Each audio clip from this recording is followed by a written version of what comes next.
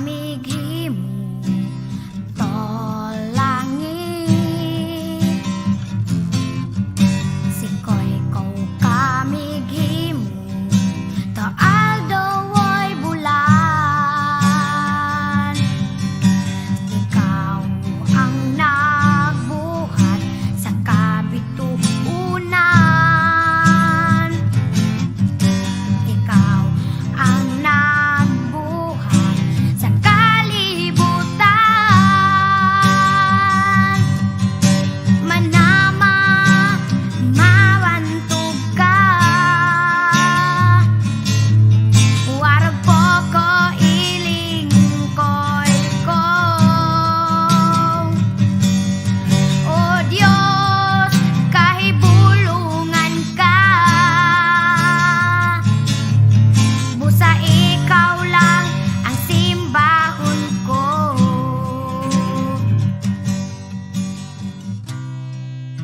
أعوذ بالله من الشيطان الرجيم بسم الله الرحمن الرحيم فقال ربكم ادعوني أستجب لكم آمين يا رب العالمين الحمد لله رب العالمين الرحمن الرحيم مالك يوم الدين إياك نعبد وإياك نستعين اهدنا الصراط المستقيم صراط الذين أنعمت عليهم غير المغضوب عليهم ولا الضالين آمين اللهم اجمع شامل المسلمين والكريستيان والأمة في مدينة دباو وسلم دائما مجتمعنا هذا بالسلم والأمن والتقدم في بلدنا هذا آمين يا رب العالمين ربنا لا تزغ قلوبنا بعد إذ هديتنا وهب لنا من لدنك رحمة إنك أنت الوهاب ربنا إنك أنت الوهاب ربنا آتنا في الدنيا حسنة وفي الآخرة حسنة وقنا عذاب النار وصلى الله على خير خلقه سيدنا محمد وعلى آله وصحبه وسلم سبحان ربك رب العزة عما يصفون وسلام على المرسلين والحمد لله رب العالمين آمين يا رب العالمين.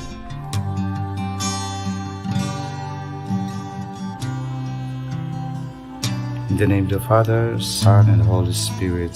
Amen. Our most gracious Heavenly Father, we come to you today to praise and worship you and give you thanks for all the things you continue to provide for ourselves and our families. Father, we humbly ask for forgiveness for all the times we have offended you, when we forget to acknowledge your presence in the image of our brothers and sisters, and for moments we fail to be good stewards of the blessings you have given us. Continue to guide and protect each one of us, Lord, that we may always walk in the lights of your everlasting love and mercy. Grant us, Father, with your comfort in times of distress and with your strength in times of weakness. Bestow upon us your unending grace and healing, that we may in turn become instruments of gentleness and compassion to others. We ask all this in the name of your Son, our Lord Jesus Christ, with the prayer and the intercession of our Blessed Mother. Amen. manama mawantog ka warag po ko ilingkoy ko o Diyos kahibulungan ka busa ikaw lang ang simbahon ko busa ikaw lang ang alagaran ko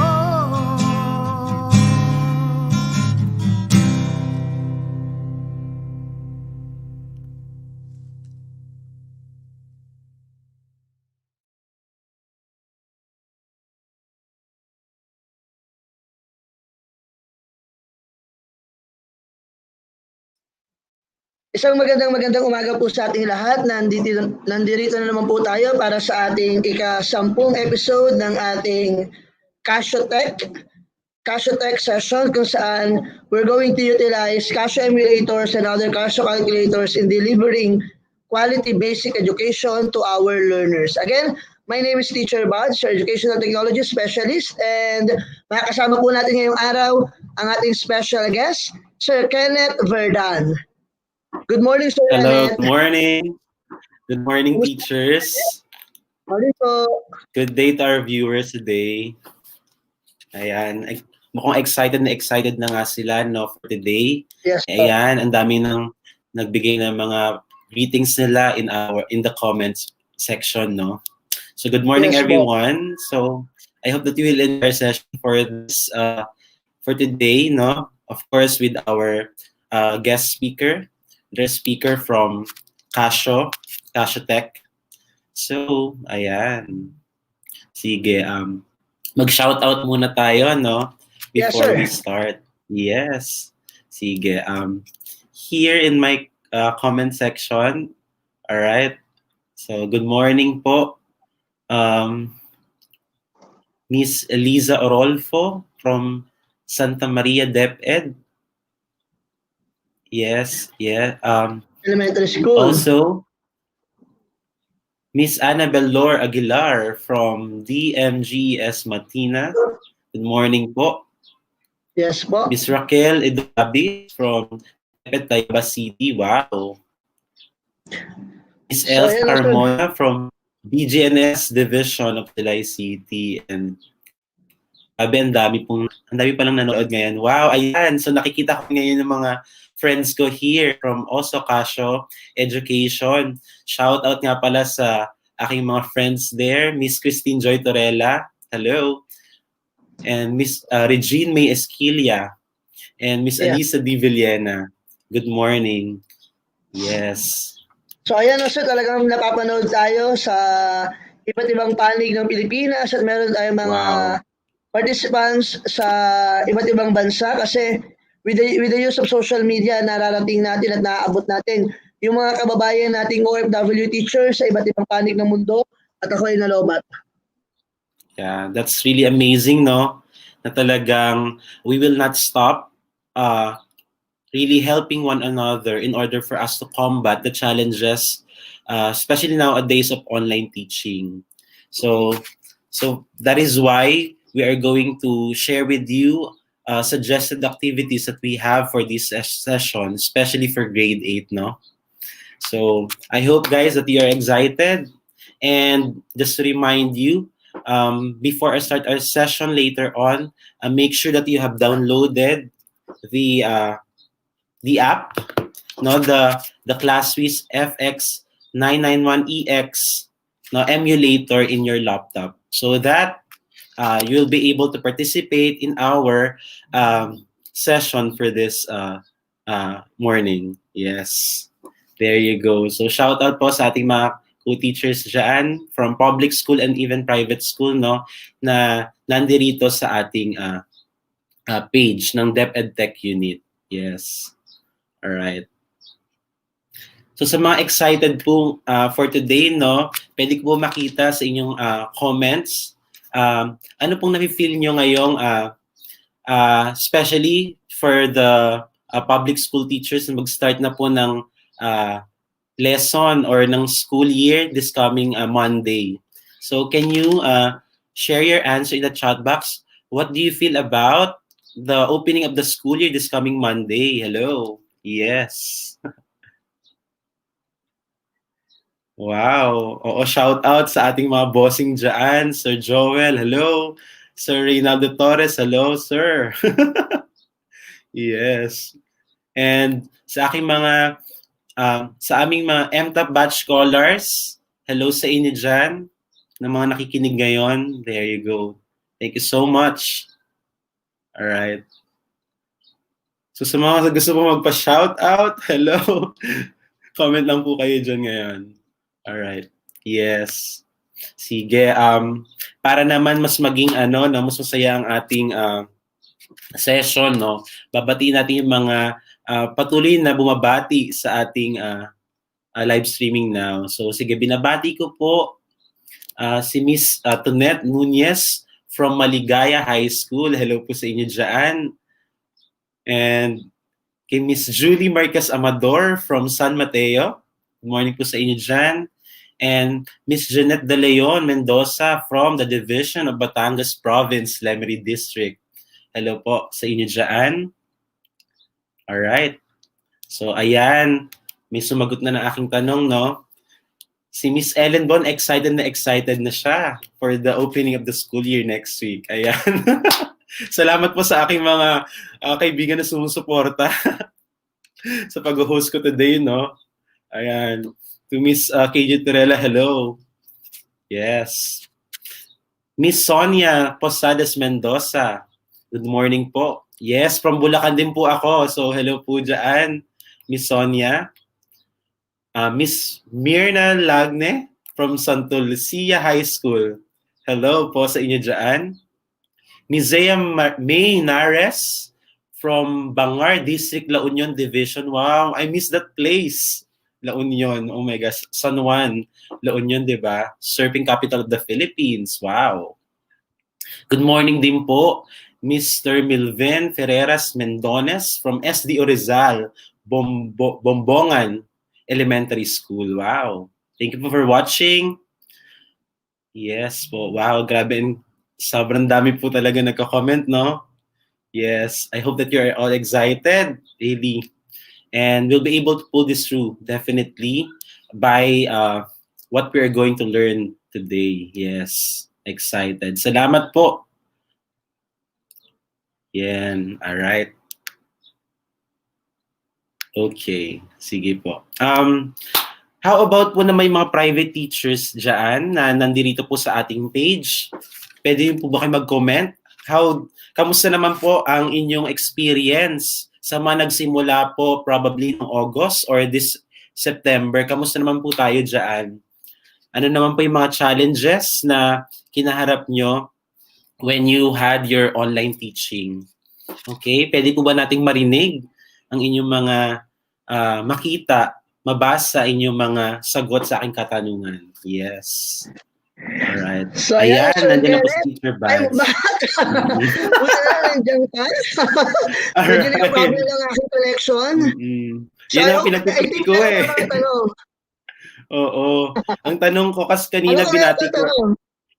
Oo, kanina kasi Yes, so pinagbati ko lang muna sila, binati ko mga bumabati. At ngayon nag-asa ko sa mga excited na for the opening of the school year, especially for the public school this coming Monday.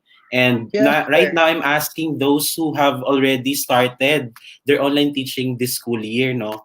So ayan. So hinihintay natin yung mga sagot nila kung meron man mga private teachers here na nag-start na talaga ng school year. Ayan. O ayan si Miss Torella kasi co-teacher ko yun.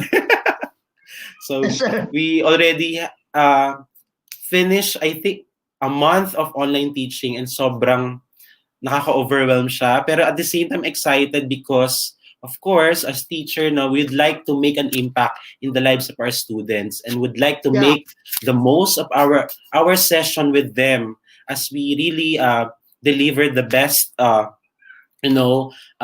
teaching, online teaching during this season. No? Yes, sir. All right, Teacher Baz. So speaking of our preparations sa ating new academic year, lalo na sa mga public school, it will start on October 5, 2020. That's on Monday. So isa sa mga abangan nating learning modalities, the DepEd TV and the TV and radio-based instruction. And to give us an overview about what to expect sa ating DepEd TV and TV-based instruction, let's all watch this video. Tuloy ang pagbabalik eskwela ngayong taon sa isang ligtas na pamamaraan. Hatid ng Department of Education at IBC 13. Ang iba't ibang learning modules na tutugon sa edukasyon ng libo-libong Pilipino. For this episode, we will talk about the nature and process of communication. Handang isip, handa bukas. DepEd Distance Learning Program. Lunes hanggang Biyernes mula 8:00 ng umaga. Dito sa IBC TV. Kaibigan mo.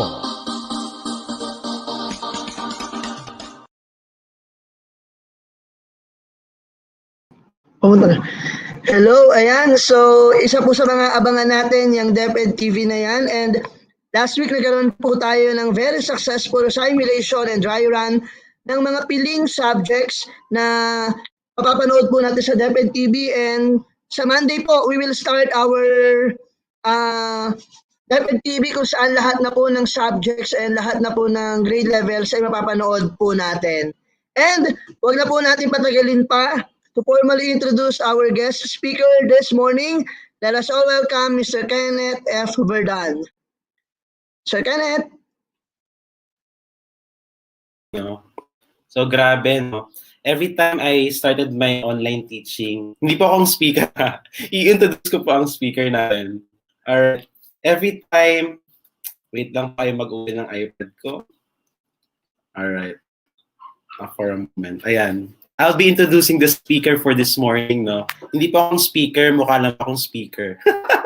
Alright. Oo, sobrang matrabaho po, no? Anyway. Sige po, I'll get back to you for those who are, for our viewers for today, no? So, I'll get back to you later on.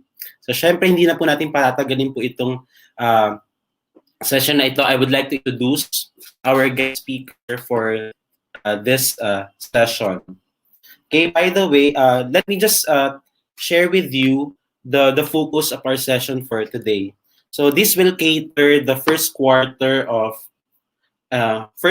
week 1 and week 2 of Math 8 MELTs. And the focus of our session is to bring with you the suggested engaging activities designed for grade 8 using PowerPoint, which is, alam natin na basic ito, but I believe this will really cater and will enable our students to learn from us using this technology. And of course, hindi rin papahuli ang ating ClassWiz FX991EX calculator. So, to give you the background of our speaker, she is an alumna of FINMA National Scholarship Program. She took her bachelor's degree of BSE in Mathematics at Philippine Normal University, Manila. And she's finishing her graduate program in Master of Arts in Education, major in Mathematics at the University of the Philippines, Diliman. And, grabe, ang credentials nito. She is also a founder of Teachnology PH, FB page and the YouTube channel. So kung narinig nyo na yun, no, you can subscribe to her channel. She's the founder of Teachnology. She's also a Google Certified Educator Level 1. Wow, grabe. And of course, a JHS math teacher at Caloocan National Science and Technology High School. So let me present to you Miss Joy Villar. Hello, Miss Joy. Hi, good morning po. Good morning, sir. Introduction. And good morning po sa lahat. Bigyan natin siyang palakpak, di ba? Salamat po. And good morning sa lahat ng teachers, parents, and students na nanonood ngayon. Thank you for giving your time, even though it's already weekend. So, sige, let me share my screen po. Yan. Oh. So I think we're just having some technical difficulties with Ma'am Joy. So hintayin lang po natin. Ganyan po talaga if we are doing a live webinar session. So let's have Sir Kenneth. Ayan. Let's wait for Ma'am Joy. Sir Kenneth. Habang hinihintay natin ng speaker, na-excite ang kanyang na technology. Hindi kinaya. Ng mga shout-out ng ating mga friends here sa ating page na ito, no? Grabe. And yon, may mga supporters ang ating speaker. Hello, Sir Mike General Salazar. Diba? Friend natin yan. Alright. Alright, wow. Oo nga, grabe, no? It's really all over the world. So may parang, I don't know if this is a Thai or a Vietnamese. Mr. Durong Nguyet. I don't know if I pronounce it well. Yes, grabe. Wow. Really amazing. So, ayan. So, ayan. Alright, so. Yan, medyo hintayin lang natin si Ma'am Joy. Pero habang naghihintay tayo sa ating speaker, sir, we have another advocacy video from the Department of Education. I think all of us ay makaka-relate sa video na to. It talks about yung parang life ng iba't ibang tao and other personalities, and especially yung preparation ng DepEd in this new normal in education. So we will be back and hopefully kasama na natin si Ma'am Joy sa ating broadcast.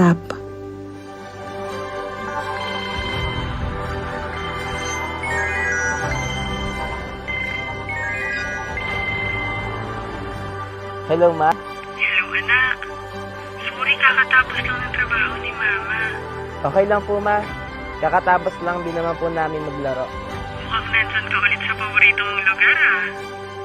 O sige, ready ka na ba? Punta ka na sa DepEd Commons. Math tayo ngayon, ha? Saan na nga ulit tayo na ito kahapon? Sa problem solving na, di ba?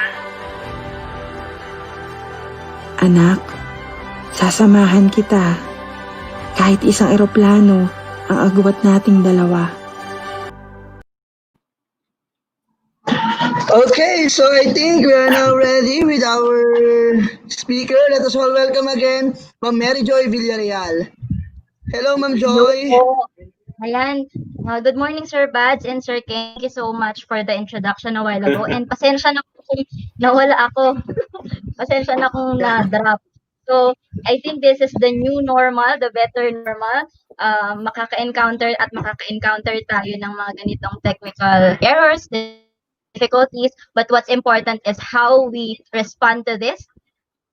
Yeah. Yes, oo. Yes, ayan. Minsan na rin ako nalaglag, Miss Joy. Pero buti na lang may kaibigan akong sumalo during my online teaching. Yes, oo. Parang kanina, nawala din ako, sir. So at least, nandiyan ka to the Totoo. rescue. Yes, And, ganyan talaga. yeah. Para Ayun nga, may bigay natin yung ating talagang best teaching Ang best ever natin. during this new normal. Yes. Ayan. Ito na ulit si Ma'am Joy. Ma'am Joy, Hello, Ma'am pasok. Ma'am Joy. Ayan. Nakikita niyo Ayan. po, naka-share screen po ako. Yes, ma'am. Wait lang po namin yung PowerPoint nyo. Okay po. Naka-share screen Ayan, na po siguro, ba? Yes po. Thank you, Sir Kenneth. And magkita-kita po ulit tayo mamaya right after the Yes session po. of Mr. Villarreal. Okay po. So thank you so much for Casio, Calculators Philippines, and DepEd EdTech Unit for giving me this chance to share, no? Ang nararamdaman ko po ngayon sa totoo lang ay parang pakiramdam ko sa Lunes sa pasukan. Excited na kinakabahan. Excited kasi makakapag-share po ako sa inyo and kinakabahan because there are things that are not that is not beyond my control. Katulad ng internet connection and mga devices. Pero let's do it with all what we can. Okay, so siguro po, ayan, may mga bumabati po sa ating chat box, sa ating comment section. May I request everyone to just have a quick activity, tawag po natin dito, let's check in. Isa po sa mga natutuhan ko sa isang training of teachers na kapag ka meron pong gathering like conferences for teachers or students man yan or people, it's important that we check in. Kinakamusta natin yung nasa circle natin. So to do that, let's open our browser. Sa mga naka-laptop po, just open a new tab and then type menti.com. Our code will be 958696. Ayan. Sa mga naka-phone naman po, exit lang po yung sa Facebook and open browser. Punta po tayo sa menti.com. Okay, so I have there one question. What is that one word that best describes your feeling towards distance learning? So I think kahit nasa public or private school man tayo, makakapagbigay tayo dyan ng description, no? Na parang ikaw as a public school teacher na sa Lunes pa lang magsisimula, ano yung nararamdaman mo? At sa mga nakapagsimula naman na, kamusta ang distance learning? What word would best describe that? Okay, so we can start.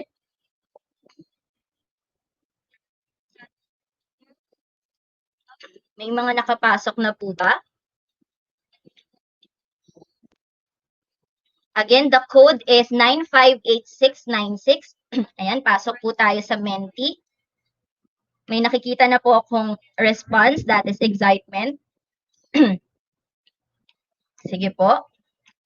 Ayan. Please enter your words. So, kamusta po kaya tayo? Sabi natin minsan, pag teacher ka, madalas kinakamusta mo yung mga estudyante. Pero may nangangamusta ba sa atin bilang teacher? So, now is the chance. Kindly describe your feeling towards distance learning. Yan, excited, challenging, exciting. Sige po, more words to come. Just one word. And you know what? This is also one of my suggested activities as we start online sessions, yung mga synchronous meetings natin with our students.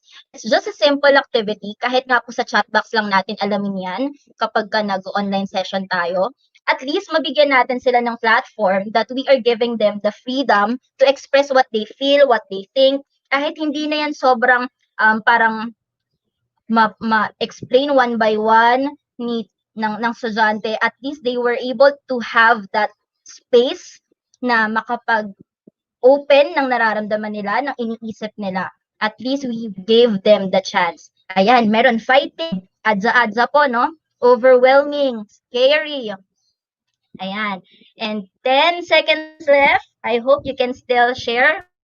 Thank you for those who are responding. 10, 9, 8, 7, 6, 5, 4, 3, 2, 1. Okay, thank you so much po, dear teachers and participants, for joining the Mentimeter.com.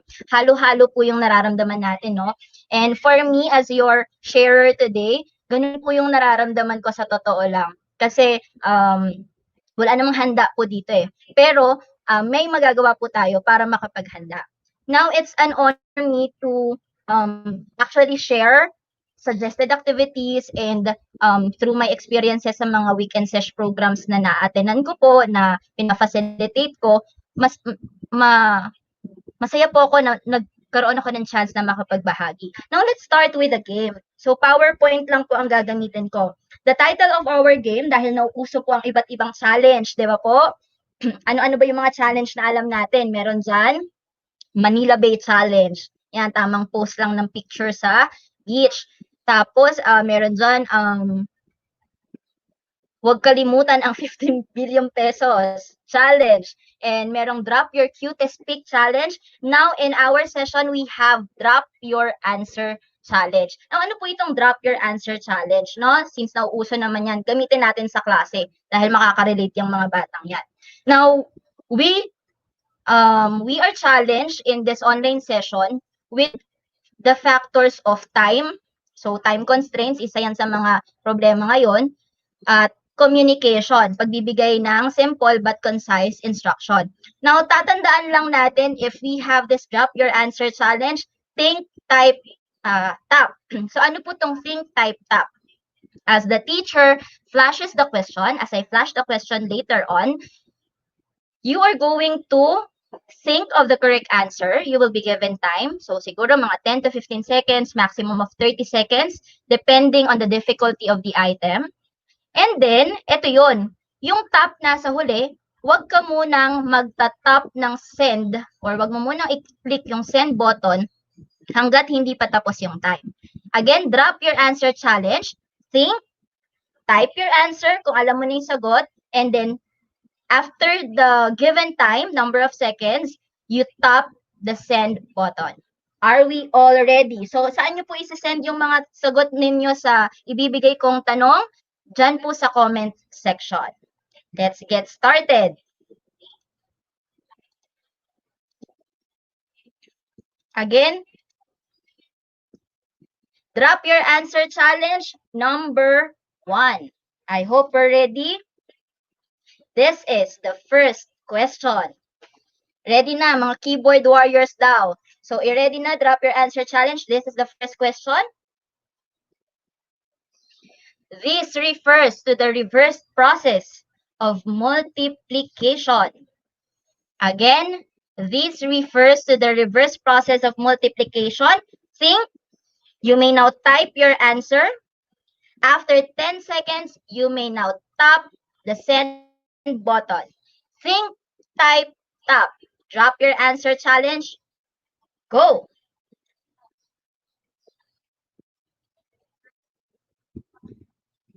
Again, hihintayin po natin yung pagtapos ng binigay na number of seconds.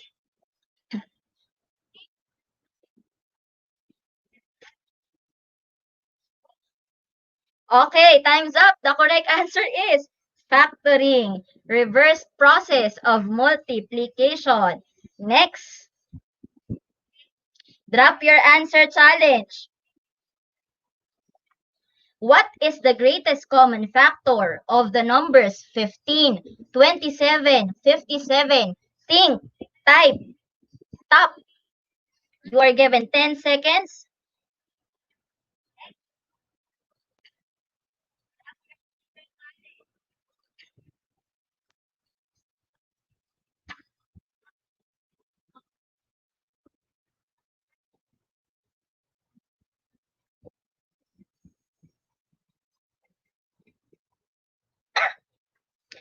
And the correct answer is 3.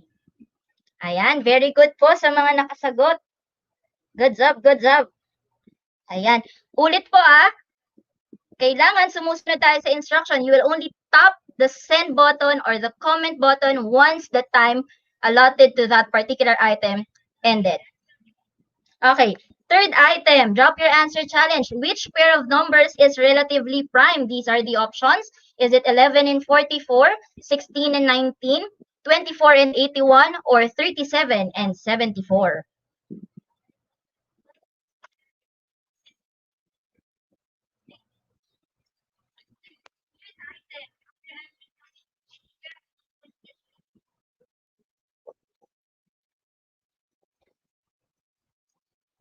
Give only the letter. Okay, time's up. The correct answer is letter B. It's 16 and 19. Okay, when we say relatively prime numbers, these are numbers that has common factors that has 1 and itself as the factors. Yun lang yung common factor lang nila is 1. Okay, next. Drop your answer challenge. The area of a rectangle is 16y raised to 5 square units, meaning the area is represented by the monomial 16y raised to 5 square units. Which of the following is its possible dimensions? Let's have A, 4y by 4y, B, 8y squared by 2y, C, 4y squared by 12y cubed, D, 8y squared by 2y cubed. You are given 30 seconds to solve this item.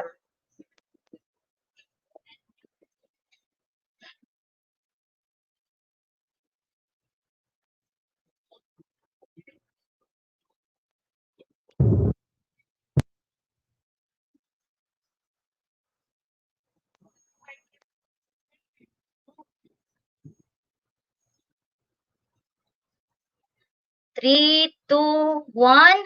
Time's up. Okay. The correct answer for this is... Okay, item number 4. Correct answer, it's letter D. It's 8y squared by 2y cubed. This is the possible dimensions for the area that has, for the area of a rectangle, 16y raised to 5 square units. Or we say that these are the dimension for the rectangle whose area is 16y raised to 5 square units. And last item for drop your answer challenge. Which of the following is the correct factored form of 3m squared minus 6m plus 3? Which of the following is the correct factored form of 3m squared minus 6m plus 3? These are the options. And your time starts now. You're given 30 seconds. That's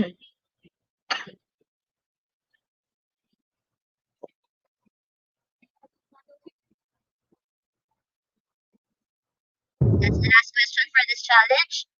13 seconds left.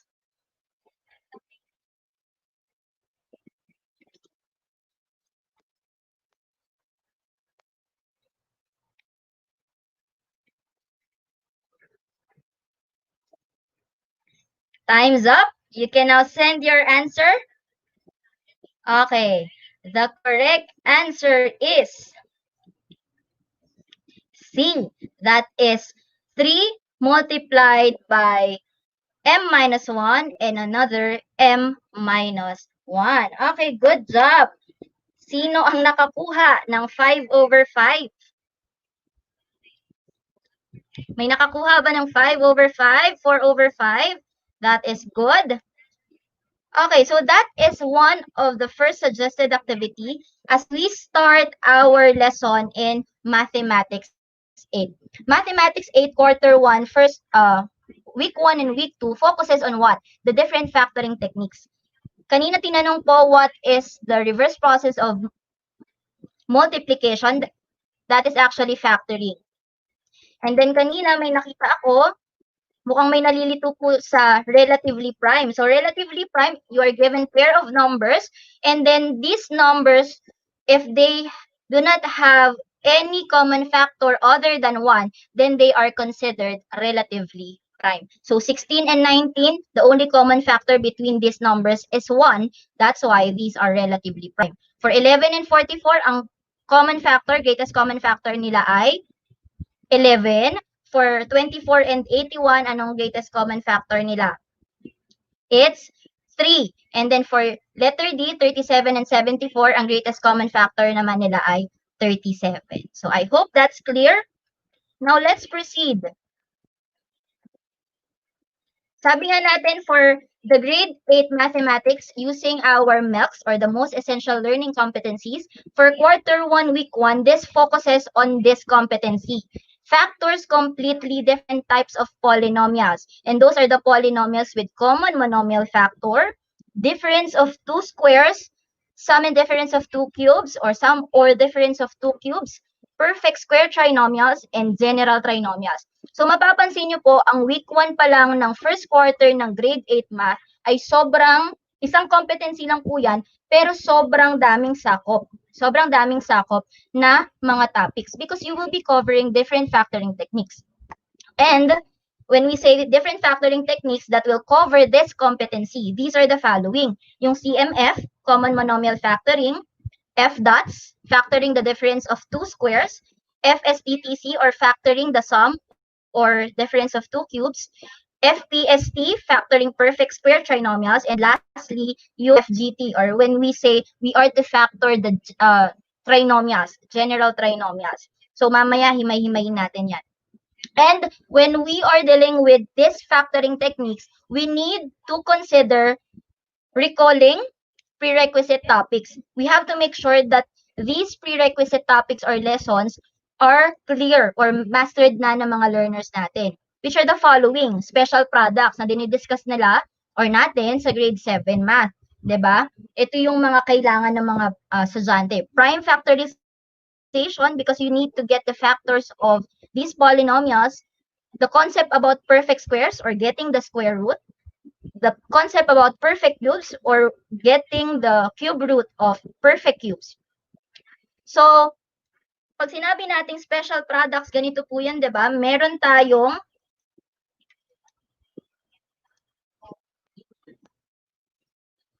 binabalikan na special product. Yung generally, when you are multiplying a monomial by polynomial, tapos when you are squaring a binomial, ito yung dalawang yon. When you are multiplying a binomial and trinomial of the form. Tapos yung mga nagiging result, ito na ngayon yung nire-reverse natin pagdating ng grade 8.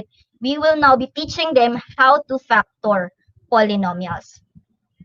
At kailangan yung special products, nagre-review sila because we need to connect these lessons. We need to integrate. Pang-refresh lang, kumbaga. So, let's start with the first type of polynomial, the common monomial factor. So, in this example, let's say we have these different polynomials. Yung una, 3b squared minus 6c plus 12. This is actually an example. Exit ko lang, no? This is actually an example of a polynomial that has a common monomial factor in terms of numerical coefficient. Siyang common factor sa variable kasi hindi lahat ng terms ay may variable. So, Dito, we consider the numerical coefficients 3, 6, and 12, and then we get their prime factors. So 3 is expressed as 3 by 1, 6 is 3 by 2, 12 is 3 by 2 by 2. And then as we start discussing now common monomial factor, dito bumabalik yung pag-solve sa tinatawag nating GCF. So, gamitin ko lang po yung, I'm using PowerPoint. Pwede po nating gamitin yung draw tool dito. Bawa po ito. At kung may pen tab po kayo, pwede kayong magsulat mismo sa slide. So, halimbawa na nakuha na natin yung prime factors. So, we can see that the common factor among these three numerical coefficients is 3. This is considered to be the GCF. At dahil wala naman pong common factor among the variables na nandito sa term sa 3b squared minus 6c plus 12, then we say that this is the common monomial factor. The common monomial factor of this polynomial is 3. And then for the second example, wala din po, dito naman, this is an example of a polynomial na sa numerical coefficient, wala siyang common factor other than 1. So, ang focus mo ay sa variable. So, since all the terms have variable c, we simply copy variable c, and then, ang teknika natin dyan, di ba, we choose the exponent, the exponent which is smallest. So we have 5, 2, 3, and 10. Therefore, we choose 2, which means that for this polynomial, your common monomial factor will be c squared. Ang ginagawa ko po dito, as I start the discussion, kasi po for 4 years that I've been teaching grade 8 math, yung first 4 years ko po sa pagtuturo, na-challenging po talaga ng factoring techniques kasi sobrang dami niya. Procedure kung procedure. At face-to-face pa po yun ang tinuturo ko. Ang dami na kagad nilang question. So how much more now that we are in the distance learning? Now going back, I'm giving examples and non-example, different examples of polynomials kung saan ang polynomial pwedeng may common monomial factor na single number lang, constant term lang, katulad yung sa example 1. Ang CMF natin dito ay 3. Sa pangalawang example naman, it's only a variable with exponent c squared. And then we can also have the third one. So try natin yung sa third one. Ayan.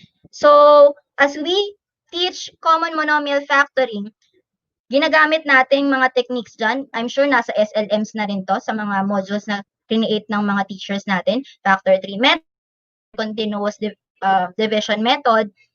But assuming that you're already done with these methods, what other method can we use?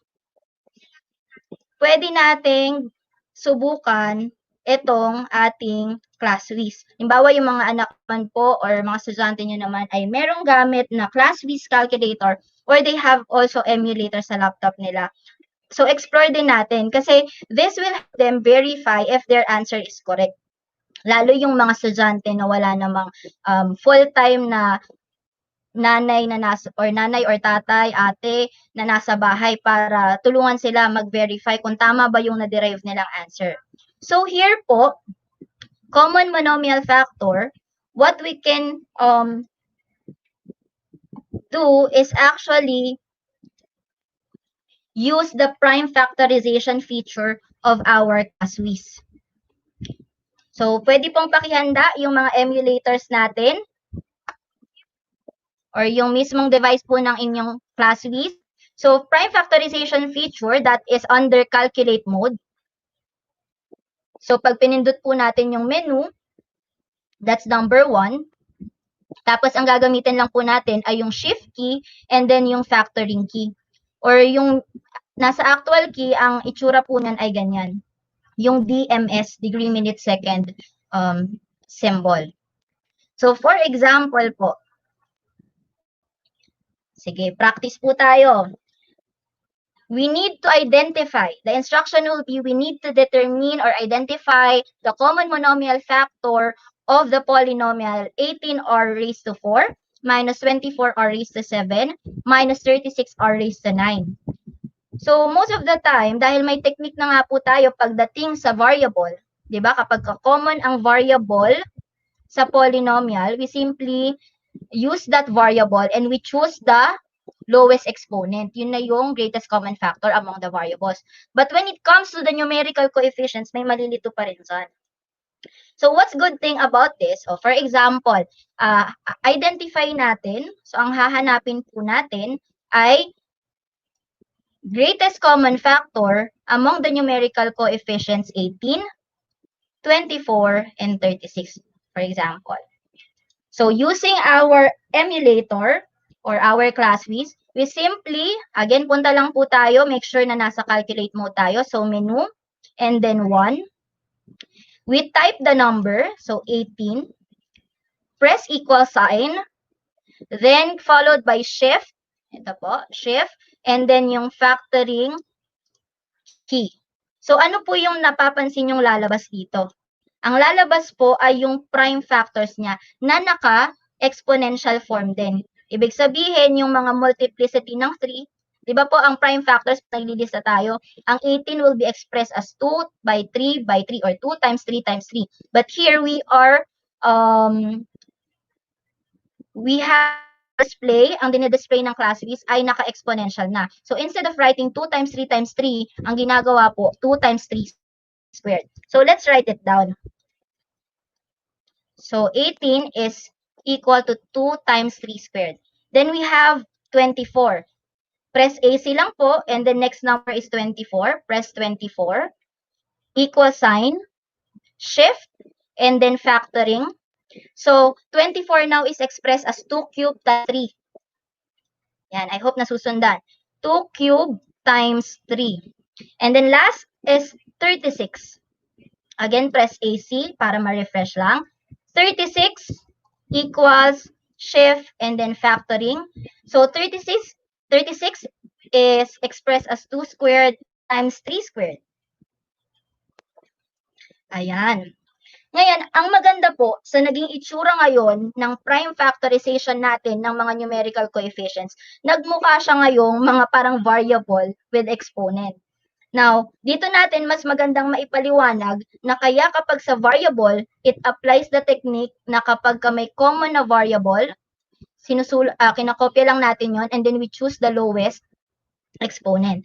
So, dito po ang GF will be, syempre, sa 18, 24, and 36, makikita natin na common ang 2. Ang exponent nito ay 1, exponent nito ay 3, exponent nito ay 2. So, we will choose base 2. Among the 2s, we will choose the one with the lowest exponent, and that is 1. Common din ang base 3 dito sa 18, 24, and 36. So, we simply copy the common number, which is 3, and then we choose the one with the lowest exponent. So, we have here 2, 1, and 2. So, we have here 3 raised to 1, which implies that our greatest common factor among 18, 24, and 36 will be the product of 2 times 3, and that is equal to 6. Yan po ba yung CMF ng polynomial? Syempre hindi po. That is only the greatest common factor of 18, 24, and 36, which are the numerical coefficients of the polynomial. It's also important that as we discuss, we keep on using these terms, yung mga vocabulary, para naaalala nila, we put it into context. Now, this is among the numerical coefficients. But how about for the variable? Common yung r among the 3 terms, so we copy r, and then we choose the lowest exponent, which is 4. So among the variables, the greatest common factor will be r raised to 4. So, ang goal natin is to determine the common monomial factor. So we simply multiply 6 and r raised to 4, therefore we have 6r raised to 4 as the common monomial factor of the given polynomial. Okay? Next, try tayo. Kayo naman po, teachers, using your emulators.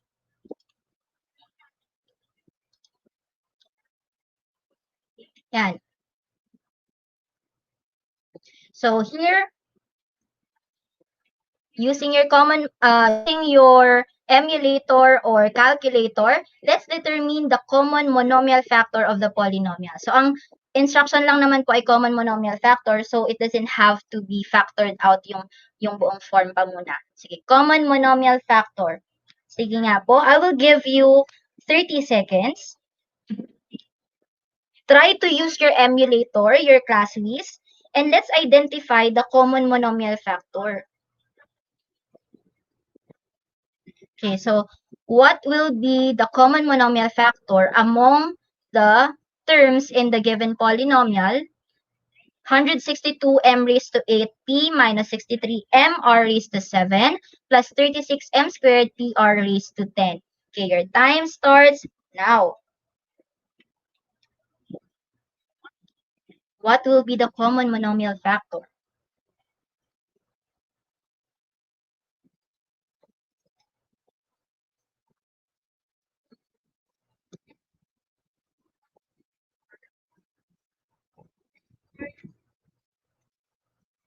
Okay, 12 seconds.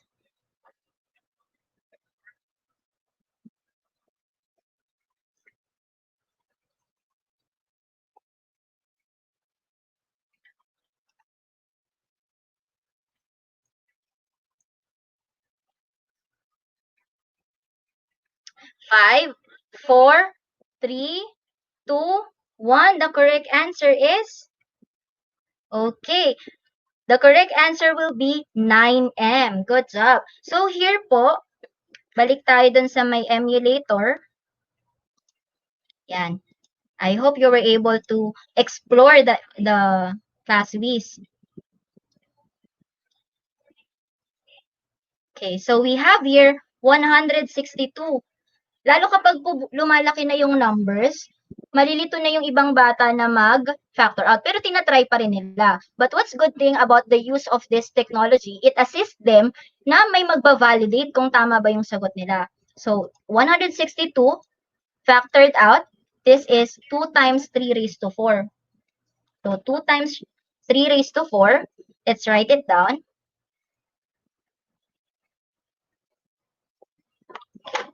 So, 162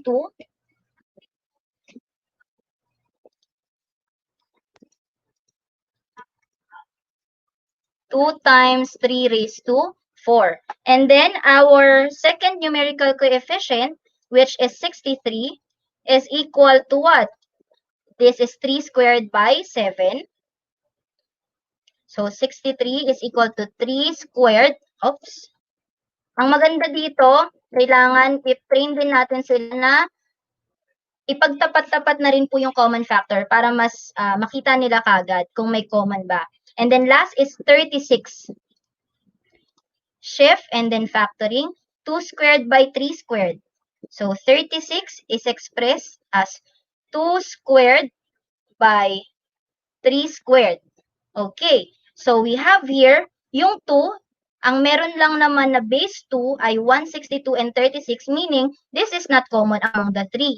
So maganda rin pong magbigay tayo ng mga examples na ganito, na kapag ka nag-prime factorization, makikita natin na among the numbers that we are considering, may isa na hindi common yung 2. At kahit isa man yan, kung hindi yun common sa lahat, that's the general rule, hindi natin mako-consider na common factor yung base 2 na yan.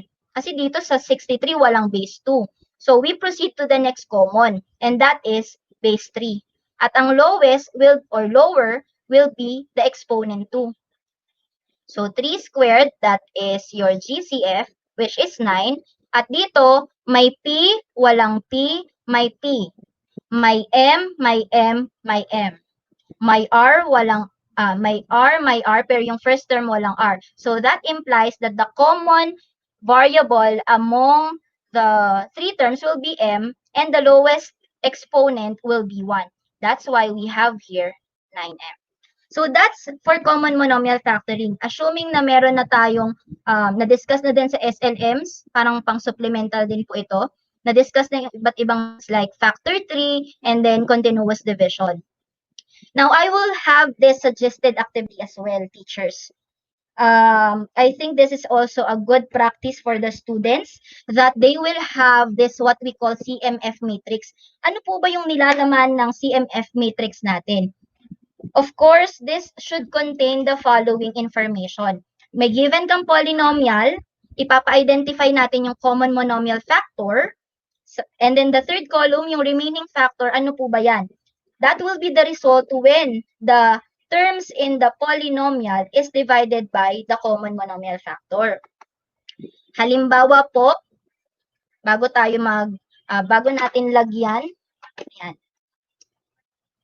So, start tayo. Try po natin yung number 1.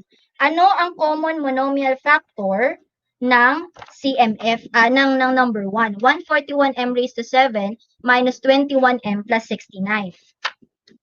So, the common monomial factor there will be, dahil wala namang common among the variable, hindi lahat ng terms dito sa trinomial na to ay may variable. So, we will just check among the numerical coefficients. And that is 3. So, maganda ding activity na may blank table ka. Halimbawa, pwede to actually synchronous and asynchronous session. So, kung asynchronous siya, sila lang yung sasagot niyan. Tapos, pwede nilang ma-verify using some technology assisted distance learning tools. Pagka halimbawang synchronous sessions naman po, may blank table, tapos ang gagawin natin, papakita natin na yung sagot na sinusulat natin dito sa mismong table. So, if the CMF of the given polynomial is 3, yung remaining factor, mahahanap natin yan by how? So, sulat ko na lang dito. Let's say we have 141 m raised to 7 as our first term. This term will be divided by our derived common monomial factor, which is 3. And that will result to what? 47 m raised to 7. And then it follows, yung negative 21m divided by 3, that will be negative 7m. And lastly, 69 divided by 3, that will be positive 23. So, ito yung common monomial factor. Ito yung isa pang factor. So, pag sinabi namang factored form, we have to explain also to our students na ang factored form will be, yung itsura, it will be the form wherein we are showing the product of the common monomial factor and then the remaining factor. So, halimbawa, ganyan po. So, why is this CMF matrix important? This is anchored on the reality that we also have to train our students on following instructions and reading comprehension. Kasi may times na halimbawa, ang sinabi mo lang naman sa task, determine the common monomial factor. But because they are already trained, parang automatic na sa kanila na ang sinusulat kagad nilang sagot ay yung kompleto.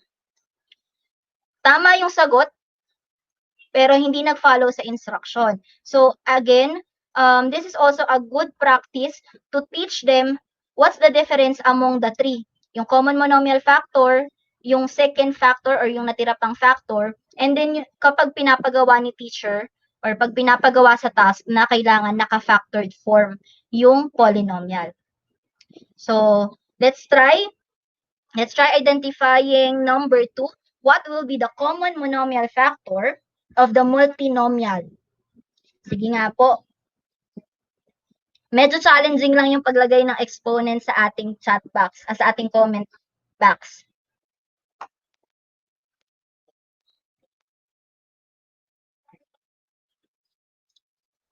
Okay, so what will be the common monomial factor for number 2?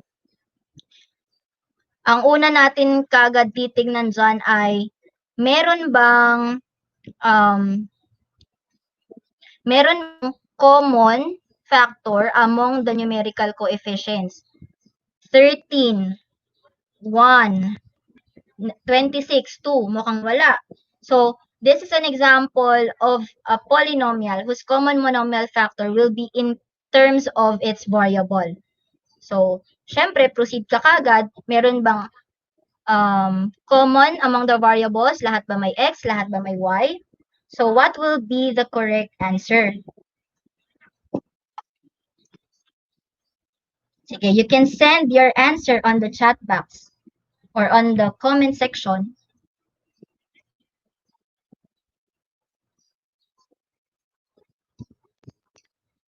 So, correct. That is x raised to 4y. So, we have here, sulat natin, ang common monomial factor is x raised to 4y. So, same procedure lang, kukumpletuhin lang natin yung table. We divide each term by the common monomial factor, and then on the last column, we will express it in factored form. So we are not going to complete this table. This is just a suggested activity, so you will have an idea on how to engage also your students to participate when you are using, when you are having your synchronous session. So next, let's proceed to the next type of factoring, which is factoring the difference of two squares. Ang mahalaga pong bagay na kailangan nating i-emphasize kapag ang dinidiscuss na i-factoring the difference of two squares is when we have to determine a polynomial that shows difference of two squares. Kailan ba masas binomial ay difference of, so for example, dito po, b squared minus 144. When it comes to number, of course, the number must be perfect square. Ayan, yung mga constant natin. But if we are dealing with variable with exponent, masasabi nating perfect square yan when, what's the condition? When your exponent is a multiple of 2. Or in other words, when your exponent is divisible by 2. Kapag hindi yan divisible by 2, it means that the term is not perfect square. So, factoring the difference of two squares, they must show difference between them, di ba? So, halimbawa po, meron akong, sabi ko nga, magbigay tayo ng example and non-example. So, ibig sabihin, itong item number 1, this is an example of a polynomial that shows difference of two squares. However, for number 2, yes, this is binomial.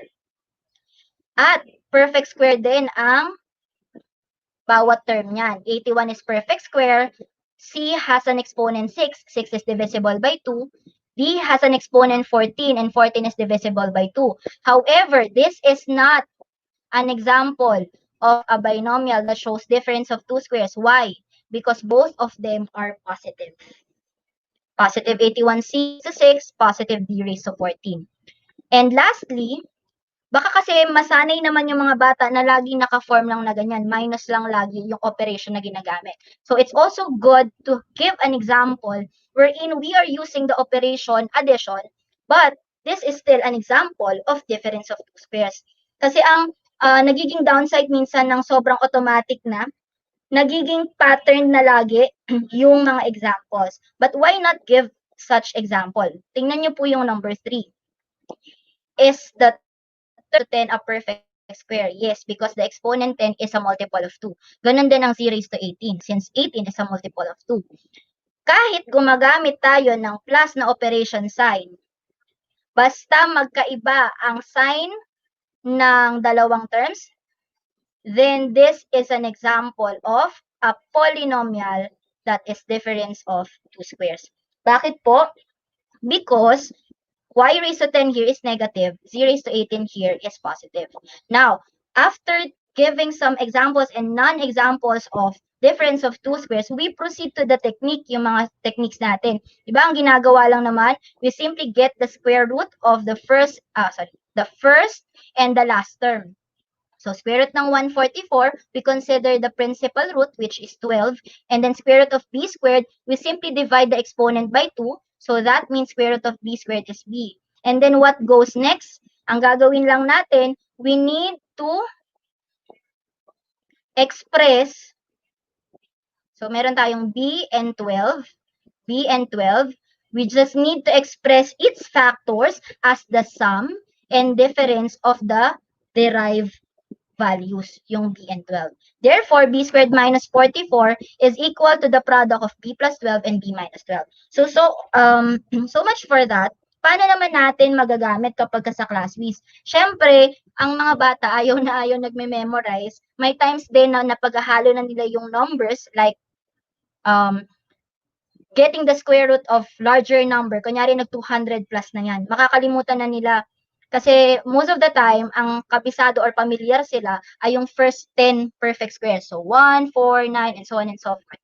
now we can use the square root feature of the ClassWiz.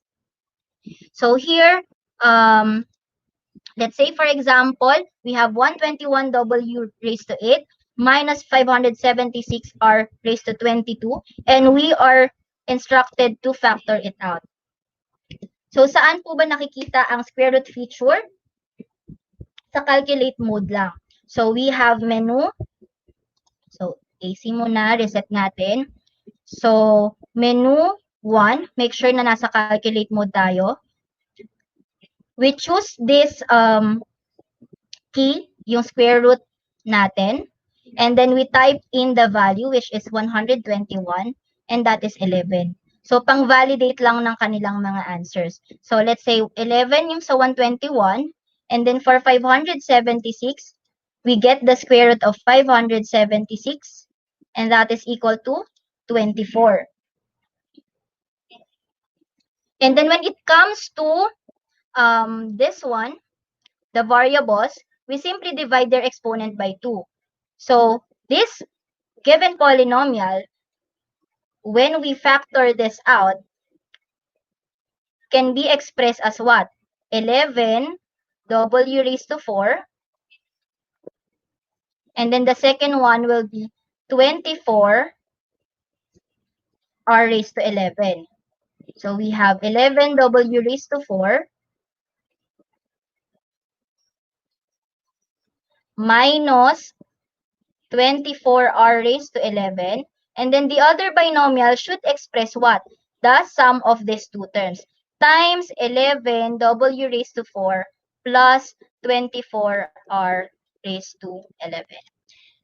At syempre, kapag may fraction na, ayan, medyo kakaba-kaba na yung mga bata. But we need to, lalo na ngayon kung malayo tayo sa kanila, hindi sila right away makakapagtanong kung tama ba yung ginagawa nila. Kasi before, I also encountered some students who are asking, bawa nagbigay tayo ng supplemental activities. Papakita nila kagad, ma'am, tama po ba yung ginawa ko? But now that we are on the distance learning, I hope they can still validate their answers through this.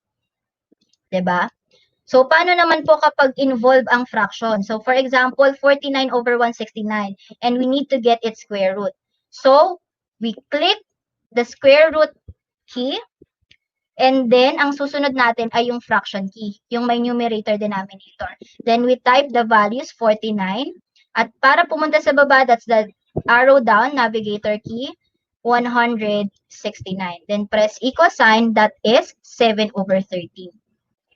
And then what's the, so here, note natin that 49 over 169 is 7 over 13. Or the square root of 49 over 169 is 7 over 13. And then for 729, syempre, ang haba pa niyan pag nag-prime factor siya.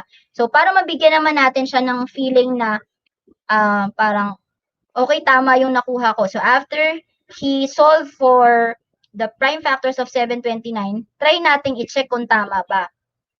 So again, square root of 729, then equal sign, that is 27. Which implies that the square root of 729 is 27.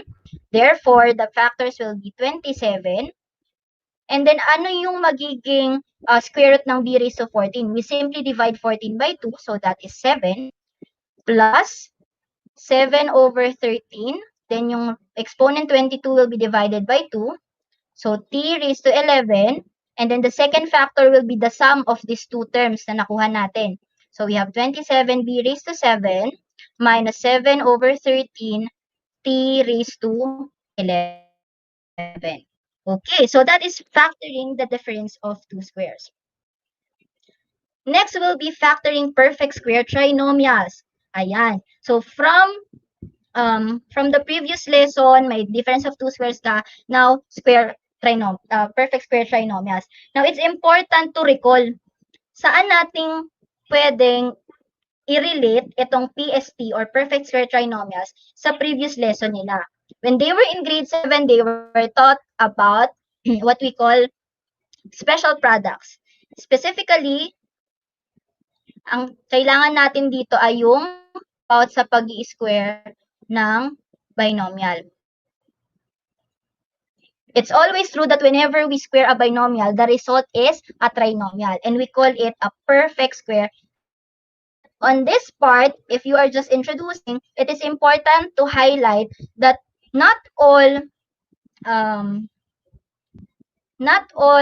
trinomials are perfect square, di ba? Kasi later on, magkakaroon tayo ng general trinomials. So here, hindi din lagi na naka-standard form kaagad ang arrangement. Kasi dito sa example ko, let's say 14x plus 49. Teachers, madalas ito yung binibigay po nating mga type ng example na form na kaagad. But an important we are teaching perfect square, factoring perfect square trinomials, we always have to start with what? Let us train them to verify if the given trinomial is actually a perfect square trinomial. And let us not generalize na kapag halimbawa yung dulo-dulo, magkabilang dulo ng trinomial ay perfect square, PST kagad yun. Why? Because we have to emphasize the important role played by the middle term. Okay? And also, aside from the important fact that we need to specify yung role ng middle term, kailangan din po hindi natin laging sinasabi na dulo-dulo yung perfect square. Kailangan bigyan natin sila ng example din na hindi naka-arrange in descending order or ascending order yung exponent. Ito walang problema because this is written in standard form. Kung maalala po ninyo sa grade 7, ang standard form of polynomial, it is written in a way that the exponents are arranged in descending order. So katulad nito, it starts with the degree 2, then paba. Yung dito po sa second example ko sa baba, yung 16 z raised to 9 plus z raised to 18 plus 64, this is actually an example of a polynomial that is not written in standard form at hindi rin siya yung exponent niya hindi rin naka-arrange either in ascending order. So, kailangan kung nag-start na tayo for factoring perfect square trinomial, siguraduhin muna natin na ang mga trinomials ay naka-arrange ang exponent whether in ascending or descending order. So halimbawa po dito, pwede nating i-arrange as 16 z, ayan. Pwede nating i-arrange as 64, halimbawa ascending order yung exponent, plus 16 z raised to 9 plus z raised to 18. Pwede naman kung standard form, z raised to 18 plus 16 z raised to 9 plus 64. Saka na tayo magkakaroon ng idea na titingnan natin yung magkabilang dulong terms if they are perfect square once na na-emphasize na natin na kailangan sigurado tayo naka-arrange in order yung mga exponents natin. Now, looking at the examples, looking at the first example, x squared plus 14x plus 49, this is in standard form. So, pwede nating i-check, i-verify if it's a PST by looking at the first and the last term. Is the last term a perfect square? Yes. Is the first term a perfect square? Yes. Pero hindi dyan natatapos ang pagiging PST ng isang trinomial. We need to verify the middle term. The middle term must be twice the product of the square roots of the first and the last term. So here, the square root of x squared is x. The square root of 49 is 7. So, in order for us to have a PST, the middle term must be double the product of x and 7. 2 times x times 7, is that equal to the middle term? Yes. If that is the case, then we say that this trinomial is actually a PST. Mas babalikan lang natin kung bakit ganun yung nagiging, bakit true siya for all. It's because of the concept of squaring a binomial. Okay. Now, gagamitin pa rin natin for FPSP kapag nag-assessment na yung mga practice na lang para mas madali at makaproceed tayo sa mas mataas pang level of skills. Pwede na natin gamitin ulit yung square root feature ng ClassWiz natin. Halimbawa, malalaking numbers like 441. So, gagawin lang natin is to type square root of 441 to verify if it's a perfect square. So, dahil ito ay walang remainder, it means that 441 is a perfect square, then they can proceed to the verification.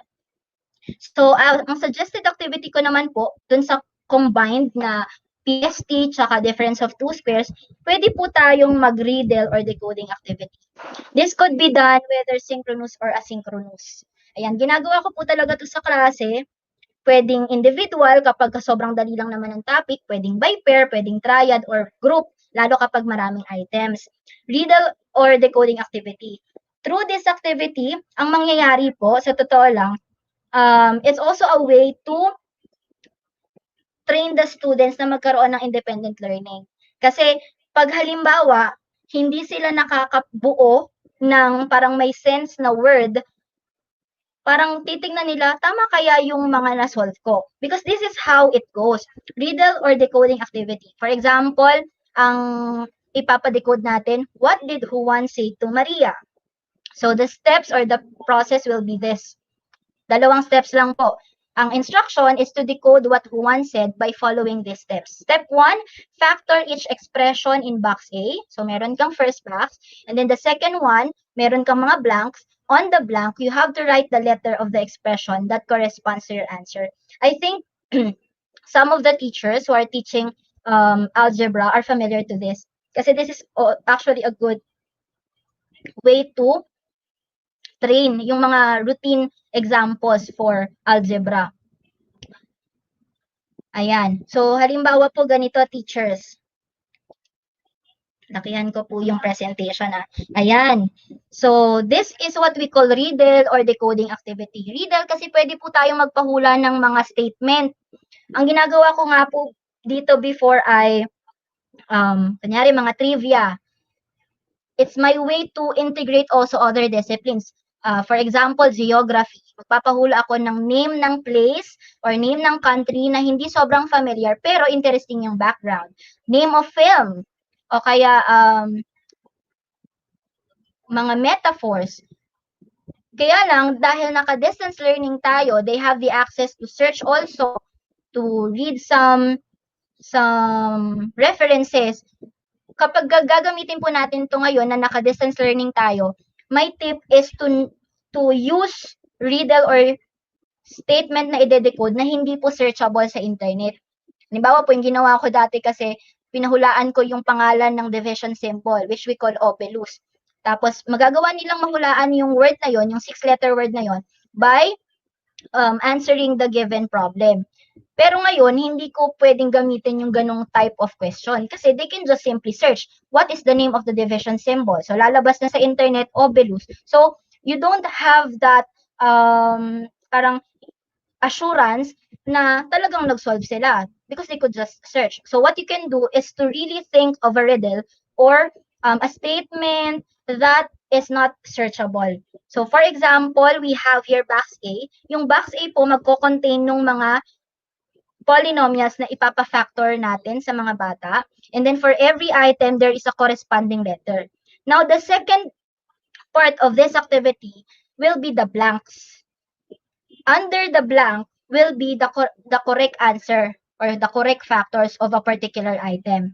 So, kung halimbawa, nag-match yung sagot ng x squared minus 64 over 169 and that corresponds to n, kung alin man yan dito, yun yung lalagyan niya ng n. So, kung halimbawa yung bata, parang hindi niya nakikitang may sense yung nabubuong word, metacognition. Hala, parang yung processing sa utak niya, baka may mali akong nagawa sa pagfa-factor out. So, that is independent learning and still guided through this activity. So, maybe we can try. Kaya po kaya natin i-try, teachers? Sige po, I will be giving you 3 minutes. Given this box A and then the blanks, ano kaya ang sinabi ni Juan kay Maria? Sige po, try natin, teachers. Kayang-kaya niyo yan. Our time starts now.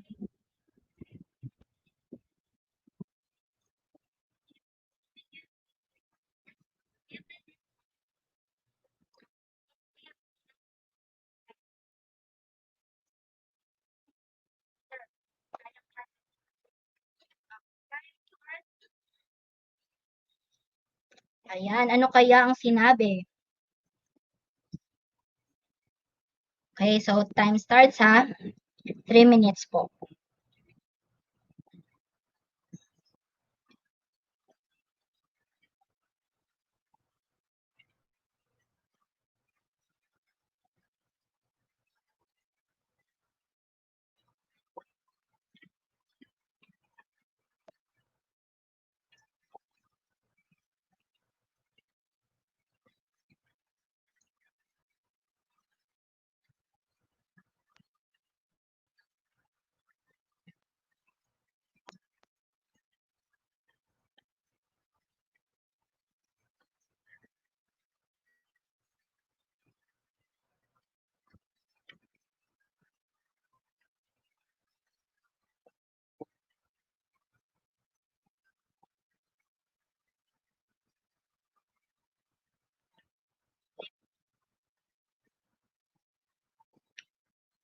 Okay, you have 2 minutes left.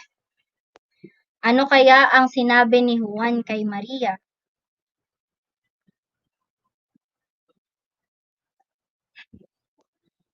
Mukhang yung mga tinatype niyo po sa comment section, yun po ba yung answer natin?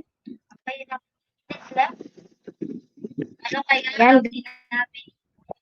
Sige po, while we are waiting for your answers in the comment section, shout out po sa mga katrabaho ko sa Caloocan National Science and Technology High School.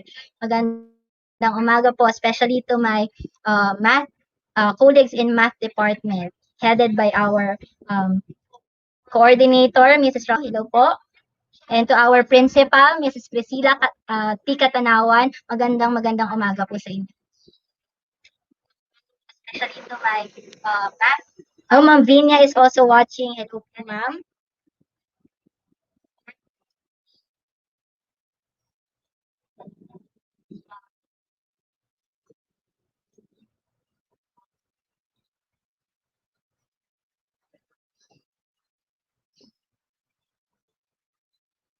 Watching it, ma'am.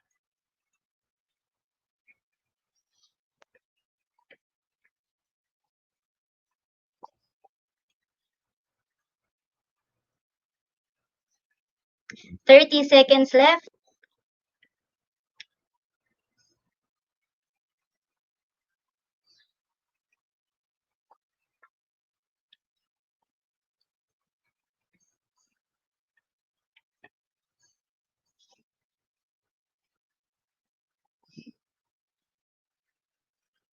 Ten seconds left. Ano po ang sagot? Ano ang sinabi ni Juan kay Maria? Okay. Stop. Okay, the correct answer is? Wait, tingnan natin yung comment box kung may nakatamang sagot.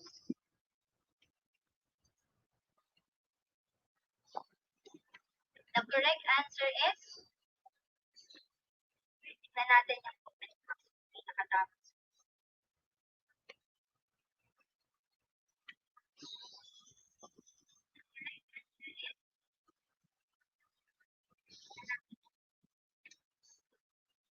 Ayan, ano kaya ang sinabi ni Juan kay Maria? Ang tamang sagot ay, ayan, tama po.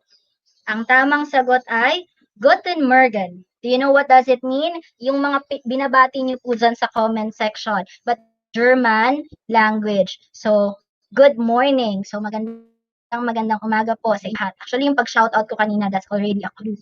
Okay, so that is another suggested activity if we want to give our learners, whether it's synchronous or asynchronous, the activities that could help them to have independent learning. And then at least they could monitor themselves if they are doing the right thing in factoring, in applying the factoring techniques. So that is riddle or decoding activity. Okay, let's proceed. So, syempre, sa week 1, kasama pa rin yung pagpa-factor ng sum or difference of two cubes. So, just like what we had a while ago, it's important to identify whether a binomial is sum or difference of two cubes. Dalawa lang naman po ang requirement para masabing ang isang polynomial ay pwedeng ma-factor out using factoring the sum or difference of two cubes technique. 'Di ba? Una, dapat binomial. Pangalawa, dapat parehas ng terms ay perfect cubes. When it comes to numbers, syempre, perfect cubes madaling ma-identify. Kapag kinuha mo yung cube root nun, walang butal. Kapag halimbawang when it comes to variable and exponents naman, we can say that the term is perfect cube when its exponent is what? A multiple of 3 or simply, in other words, divisible by 3. Sige. Balik po ako dito sa DepEd EdTech unit. Yan. Very good. Gotten Morgan. Yan. May mga humabol na sagot. Okay. So, here, an example here is x raised to 9 plus 27. Again, two requirements. It must be binomial and then the terms must be perfect cubes. Yes, 27 is a perfect cube. And then x raised to 9 is also a perfect cubes. Also a perfect cube rather because the exponent is divisible by 9. Divisible by 3 or a multiple of 3. So, getting the cube root, exit ko po ha, getting the cube root of x raised to 9 is like dividing 9 by 3, which means that cube root of x raised to 9 will be x cubed. And then the cube root of 27 is what? 27 is the result when you multiply 3 by 3 by 3. So therefore, cube root of 27 is actually equal to 3. So what does it mean? Ang factoring ng sum of difference of two cubes, follows the form. Diba? Matatandaan natin, if it follows the form, if we have a plus b as the binomial, ang kapartner niyang trinomial ay a squared minus the product of a and b, and then b squared. So here, your first term is x cubed, and then your second term is 3. So your binomial will be x cubed plus 3. Sinundan lang natin yung operation na ginamit dun sa given polynomial. And then what will be the trinomial factor? It must be x raised to 6 minus, so opposite na yung sign, 3x cubed plus 9. So this is now the factored form of x raised to 9 plus 27. Now as we try the second one, 8z raised to 6 minus 343, a raised to 18, b raised to 15. Kung perfect cubes na ang pinag-uusapan, gamitin natin, i-maximize natin yung feature ng ClassWiz, which is what? Under the calculation mode, it must be the cube root feature. The cube root feature of the ClassWiz can be accessed through this. Yung kaninang key na ginamit natin for the square root, sa taas lang nun ay cube root. So, let's have an example. 8z raised to 6. Okay, so for example, we use, nasa calculate mode na tayo, we press shift, and then the cube root key, then enter only the number, then equal sign, which says that the cube root of 8 is 2. What about the cube root of 343? So, AC lang natin. Again, shift. And then the cube root key, enter the number 343 and then equal sign. That is 7. And then, can we now form the binomial? Identify muna natin yung cube root ng z raised to 6. So, dividing 6 by 3, that is z squared. Dividing 18 by 3, that is 6. And dividing 15 by 3, that is 5. So, we have b raised to 5. Now, we can form 2z squared. Anong sign? It will be minus because it is, the given has minus sign as the operation. So, minus 7a raised to 6, b raised to 5. And then your trinomial factor will simply be the square of the first term. So, we have 4z raised to 4. Gagamitin din ay plus na dapat. Product of these two terms, so we have 14z squared. Di na natin i-arrange yung letters.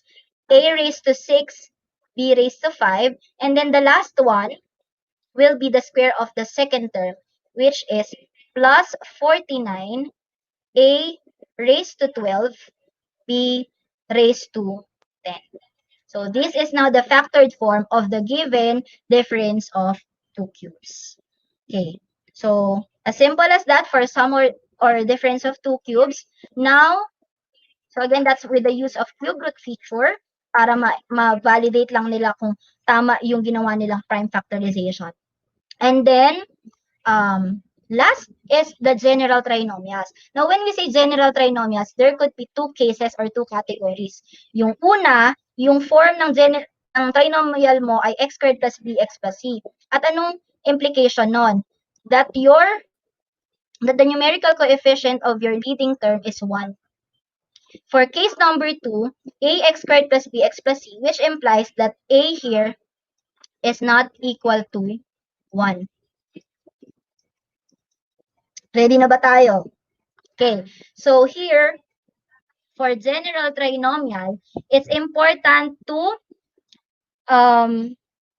di ba, meron tayong iba-ibang techniques dito eh. Yung case 1, madali pa. Kasi ang gagawin lang natin, ang bibigyan natin ng emphasis dito, yung first and last term. If we know that this is general trinomial, we simply find pairs of factors for the constant term or yung last term. So since this is general trinomial of this form, it's clear to us, it is true, that these are actually quadratic expression. Bakit po quadratic expression? Look at the highest exponent or the degree. Quadratic expressions are expressions with the degree that is equal to 2. So we need to find the pairs of factors for the constant term or the value of c. In this case, it's 20. Na dapat hahanapin din natin yung pairs of factor ng x squared. But since this is case 1, madali lang po. Kasi x squared naman yan eh. So ang square root lang naman or ang factors lang naman ng x squared ay x. Ang problem na lang or ang hahanapan na lang natin ng solution is the last term or the constant term. Ano yung pairs of factors ng 20 na kapag ka-inad natin will be equal to the middle term. In this case, our middle term is 9. So, syempre, marami tayong pairs of factors that will be equal to 20. Pwedeng 1 times 20, 2 times 10, 4 times 5. Ayan. So, may 3 pairs of factors. What's good thing about this first example, they are both positive. So, hindi na natin ko consider yung negative pairs of factors. Kunyari, negative 2 times negative 10, and that will be equal to positive 20. So, hanap na lang tayo between these 3 pairs na magsasum up to 9. And that is the pair 4 and 5. Which implies that the factors of x squared plus 9x plus 20 will be, syempre, ang first term ay x. That comes from that is from the result of getting the square root of x squared. And then we also have the factors of 20, which will be 4 and 5.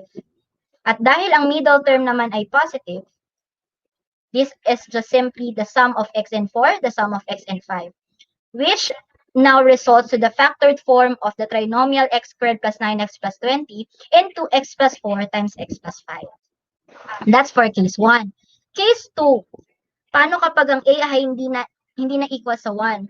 Dito na ngayon ang challenging. Mas challenging ngayon. Kasi mas marami kang i-consider. Dito madali pa to kung ang a mo ay prime number, such as 2, 3, 5.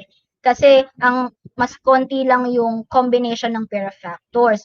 Pero kapag ka naging composite na yan, mamaya, sobrang challenging na. So mamaya, sobrang laking tulong ng magiging magagamit natin dito sa emulator. So here, let's say 2x squared minus 7x plus 6. Bakit natin nasabi na mas maraming i-consider? So halimbawa sa 6, may factor siya na 1 and 6, 2 and 3. Ang tanong, pwede rin ba, dahil sila ay opposite sign, kukonsider din natin yung negative 1 times negative 6, and then negative 2, and negative 3. Kasi all of these pairs of factors will be equal to 6. And then dahil ang first term mo naman ay 2x squared, syempre ang factors niyan ay 2x and x. But again, katulad lang sa case 1, your goal is when you do the reverse process, which is by FOIL method later on, dapat equal siya dito sa negative 7x. So kung titignan natin,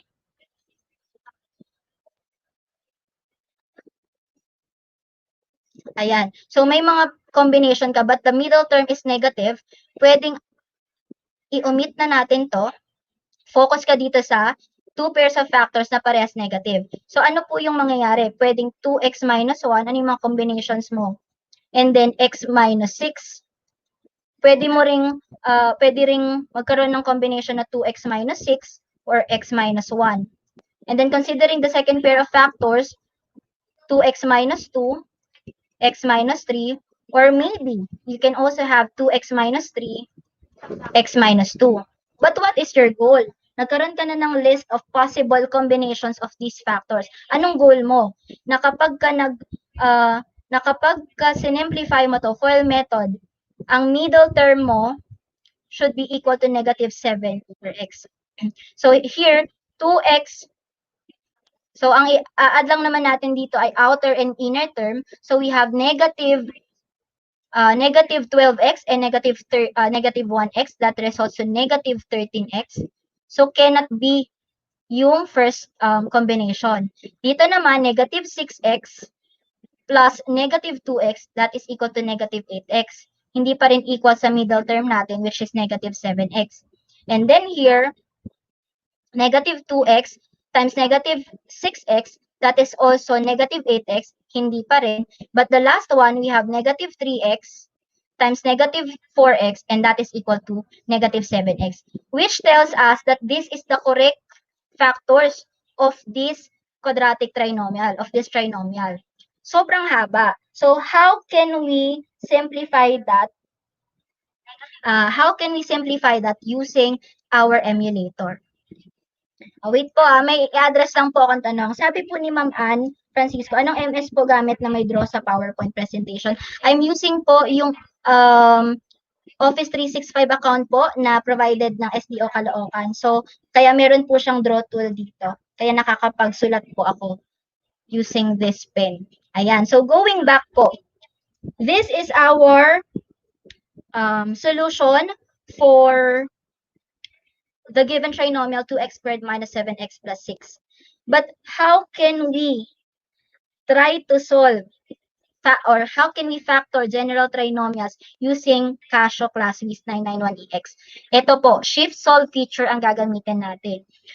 There could be two ways on how we can access this shift solve feature. Una, kailangan nasa equation or function mode ka muna, and then we navigate using this navigator keys, yung up, left, right, down, and then equal symbol, and then the key 2, number 2 key. And then the other one will be using alpha and then the negative sign. Yan po, lalakihan ko. So ito po yung dalawang ways on how we can access. First method will be yung sa red. So let me demonstrate that po. So example, yung sinagutan natin kanina, alam na natin yung answer dito, di ba? X squared plus 9x plus 20, 2x squared minus 7x plus 6. Using now the emulator. Ayan. Press menu. Sabayan nyo po sana ako. Press menu. First method muna on how to access the equation and function mode. Navigate tayo using these navigator keys. Hanapin natin yung alpha key na naka-equation function mode. Then press equal sign. Let's choose number 2, which is polynomial.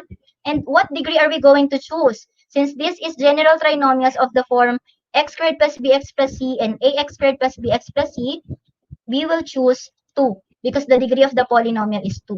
This is a quadratic trinomial. Now, ano po yung mga enter nating numbers dito? The values of a, b, and c.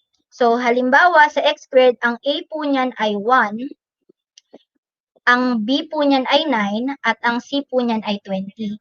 So, let's just simply enter. Kasi naka-standard form na po yan, 1 equals 9 equals, and then last 20 equals. Then press another equal sign. Lalabas po ay x equals negative 4. X sub 1, ibig sabihin first value of x. Then second value of x is negative 5. Now, when we are using this shift solve feature of ClassWiz 991EX, we need to emphasize to our learners na ang nakukuha or ang dinidisplay ng calculator ay yung value ng x that will make the expression equal to 0. Ano pong ibig sabihin? Na kapag sinubstitute natin yung values ng x na to dun sa given quadratic trinomial or quadratic equation, the expression will now be equal to 0. So, halimbawa po, at bakit dalawa yung nakukuha nating values? Because the degree is 2, meaning there are 2 roots for this quadratic equation. Parang yung quadratic trinomial natin, dahil inequate na natin siya sa 0, so the first value na nakuha natin is negative 4.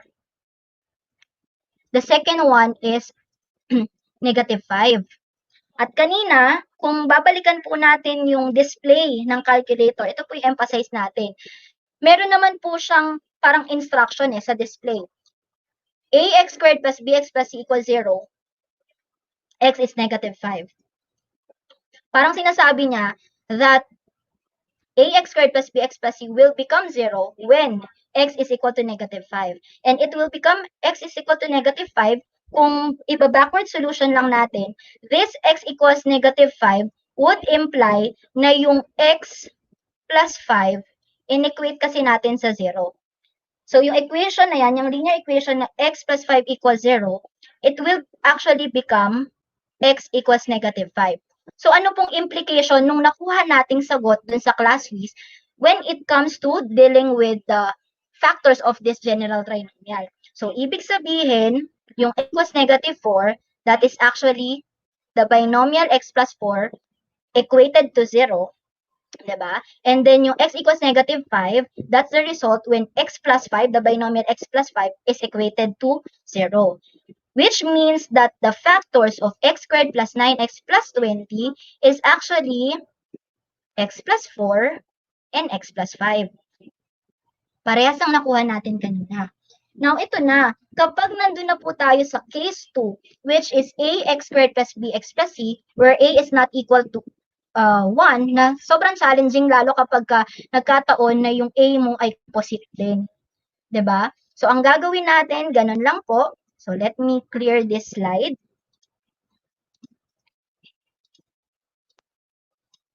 So, clear natin yung slide. Ang focus naman po natin ngayon ay dito sa pangalawang example. So, lipat ko lang po yung emulator sa kaliwa. Ayan. So, again, we press menu. And then we choose alpha for the equation function mode. Then press equal sign. Press number 2 for polynomial. And we choose 2, which is the degree of our quadratic trinomial. Now, 2x squared minus 7x plus c. Ang value ng a natin ay 2.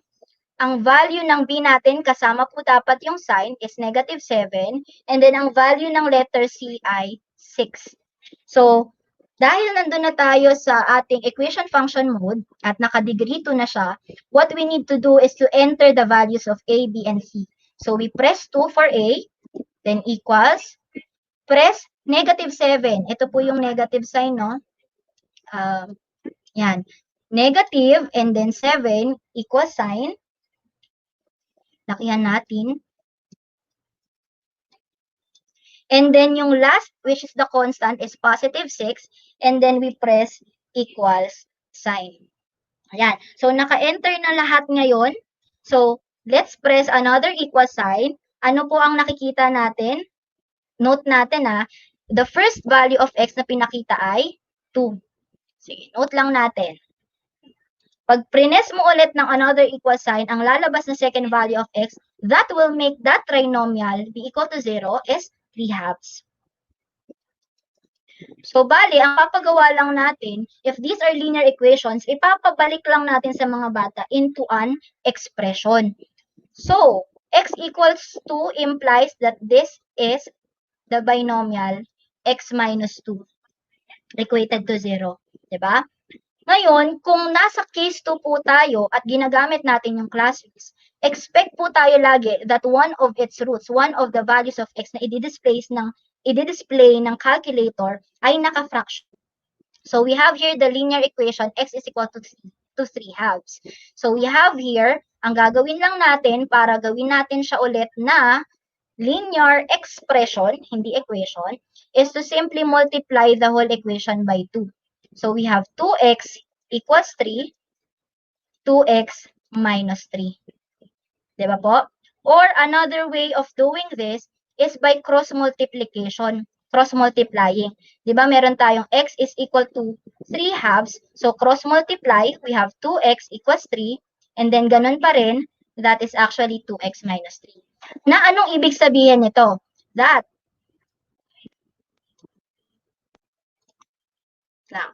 the factors of the given trinomial, which is 2x squared minus 7x plus 6, ang ibig sabihin, ang factors po natin, ang factored form po niyan ay x minus 2 times 2x minus 3.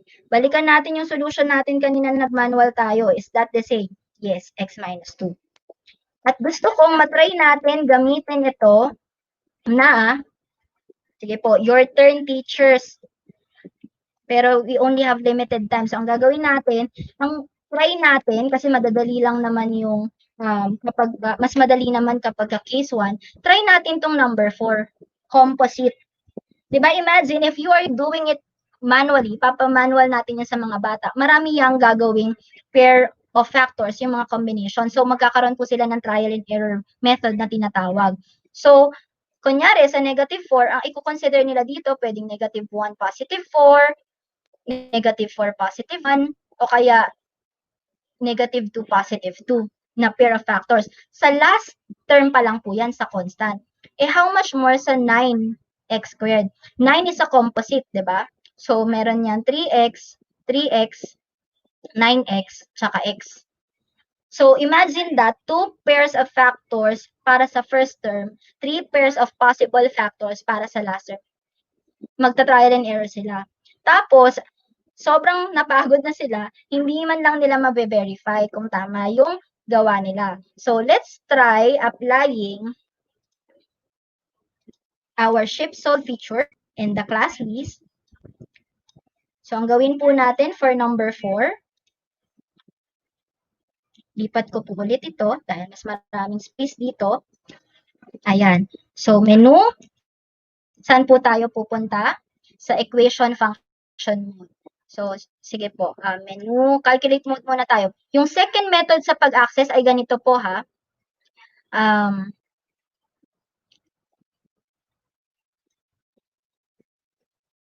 So, we have alpha, press alpha, and then yung negative sign. Ay, sorry. Menu, sorry. Okay. Turn on muna natin.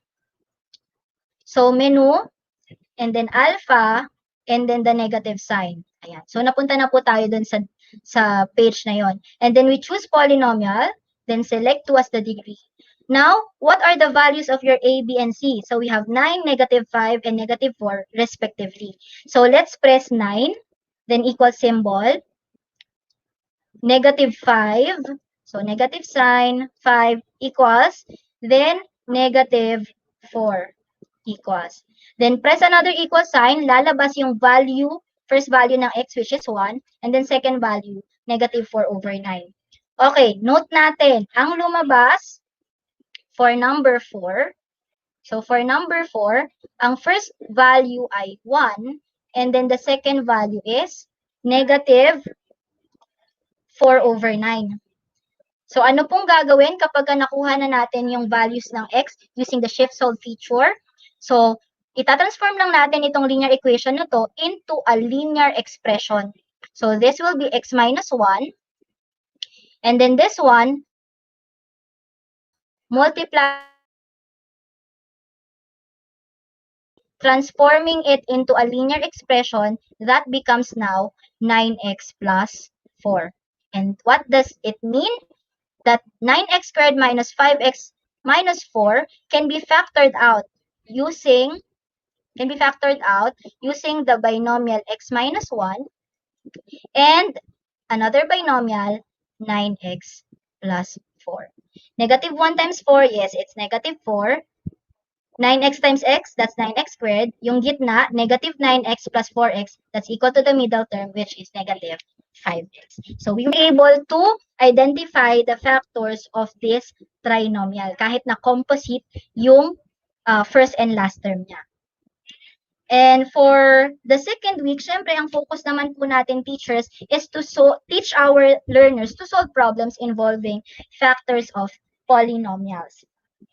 So we have here, so an example po, a carpet owner determines that the daily revenue in pesos earned by his store on the sale of X square meters of carpet is given by the equation R is equal to X squared plus 27X. Again, R stands for the revenue, and then X represents the number of square meters of the given carpet. So may dalawa po tayong tanong.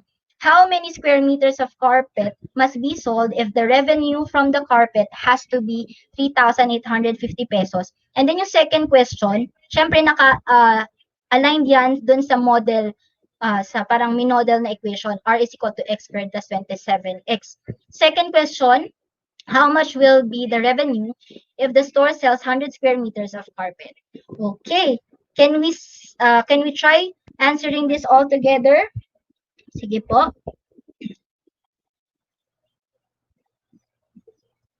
We still have time. Sige, let's try to answer. Water break lang po ako.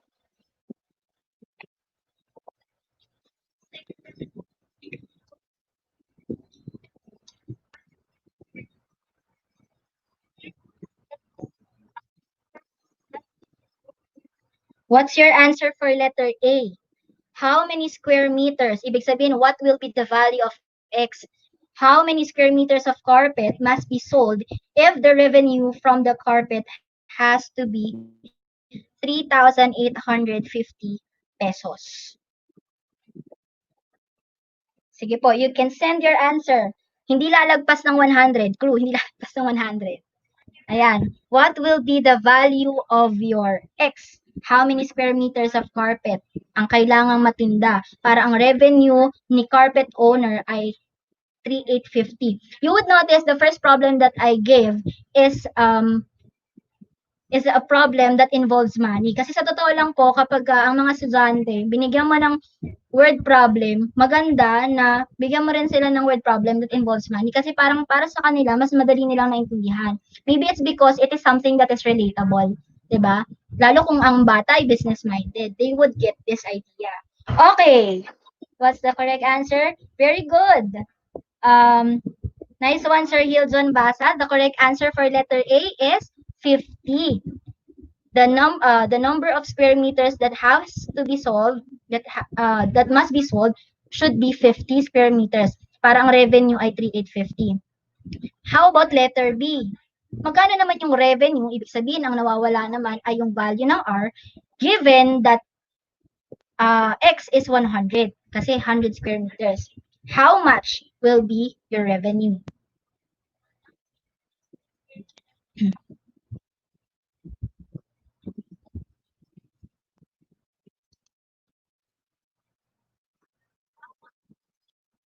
Magkano po kaya?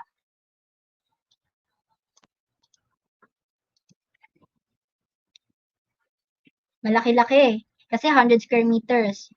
Okay, so let's use. So dito po, paano po nakuha ang 50? So here, ang sabi natin for letter A, diba, that is the working equation. For letter A, kailangan ang R niya ay maging 3,850. So let's substitute R, which is the revenue, with 3,850.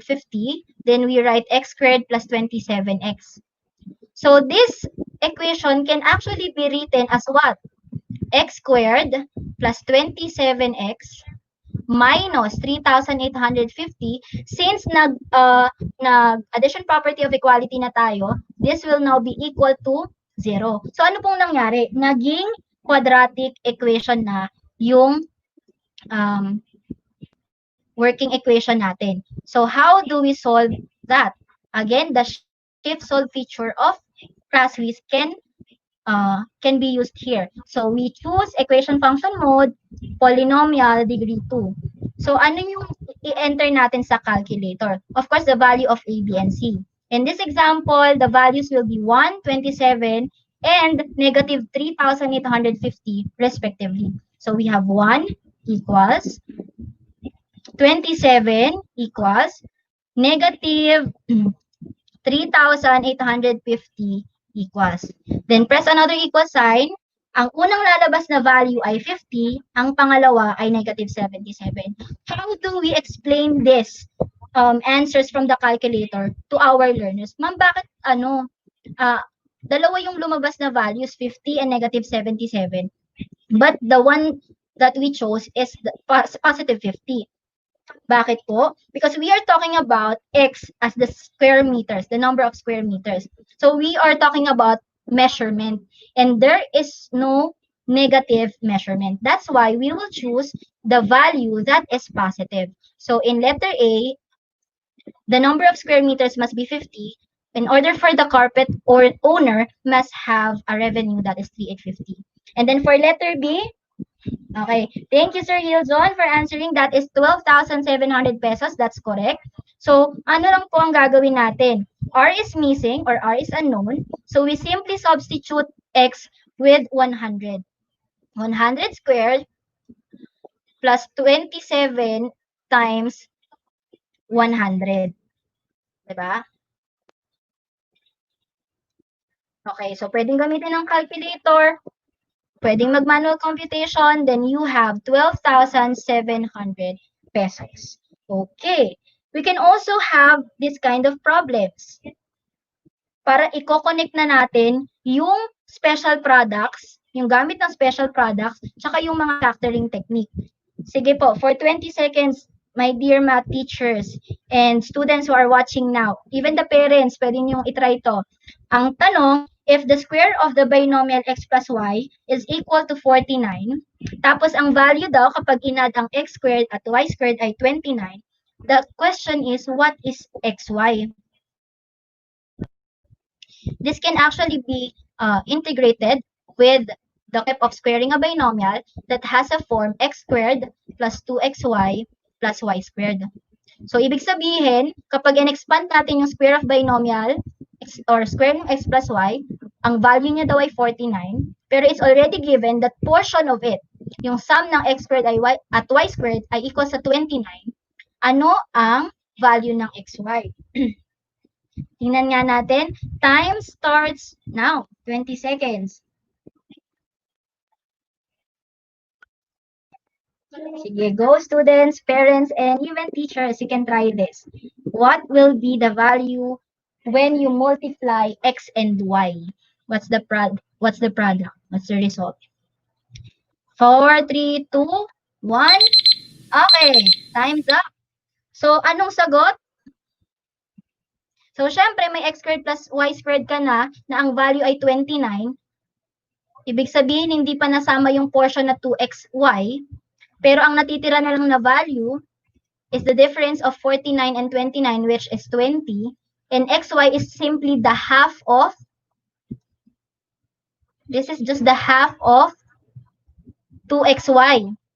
So we simply divide 20 by 2, and that is 10, which implies that the value of xy is 10. Ayan, good job. Not 14.5, but it's 10. And last problem. It's also good to integrate other field of math, like geometry. So the area of a rectangle is given by the expression. So sa mga problem, mainam din na hinahayaan natin yung mga bata na kapag tumingin sa polynomial, na-identify nila kagad kung anong uri ng special products ang related dito, o kaya anong factoring technique ang applicable para ma-factor out niya ito. So the area of a rectangle is given by the expression. So this is a trinomial. So meron siyang choices. Is it a PST or this is an example of a general trinomial? So dahil ang 4 at 6 ay hindi perfect squares, then this is an example under the category of FGT. Diba? General trinomial. Yan. So first question, what is the length of the rectangle if its width is x plus 2? So, paano natin sasagutan ito? Sige, integrate natin si calculator. Sige.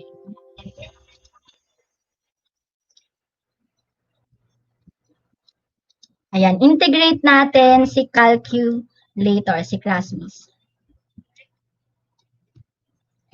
So again, using the shift solve method under equation function mode,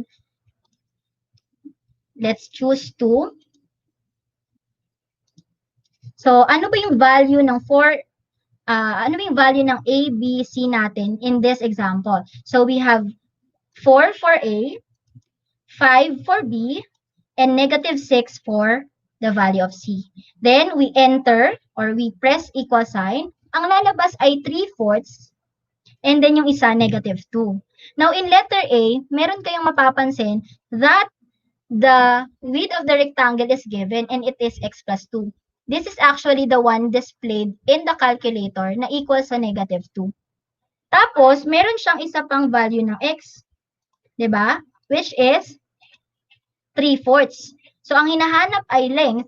So, if the length here on the displayed answer in the calculator is 3/4, anong rule natin kanina? Gawin mo lang linear expression yung linear equation na yan.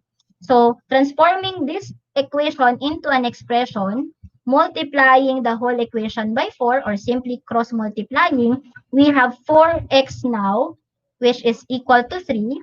Pero ang goal mo, maging linear expression yan, so we have 4x minus 3, which gives us the answer. Or for us to answer letter A, what is the length of the rectangle? The correct answer will be 4x minus 3 units. And then for letter B, tama, if you have x is equal to 8, ano pong 8 centimeters, ang gagawin lang natin dyan is to simply substitute. So 4 times the square of 8, excuse me, plus 5 times 8 minus 6. So 4 times 64 plus 40 minus 6 is equal to what?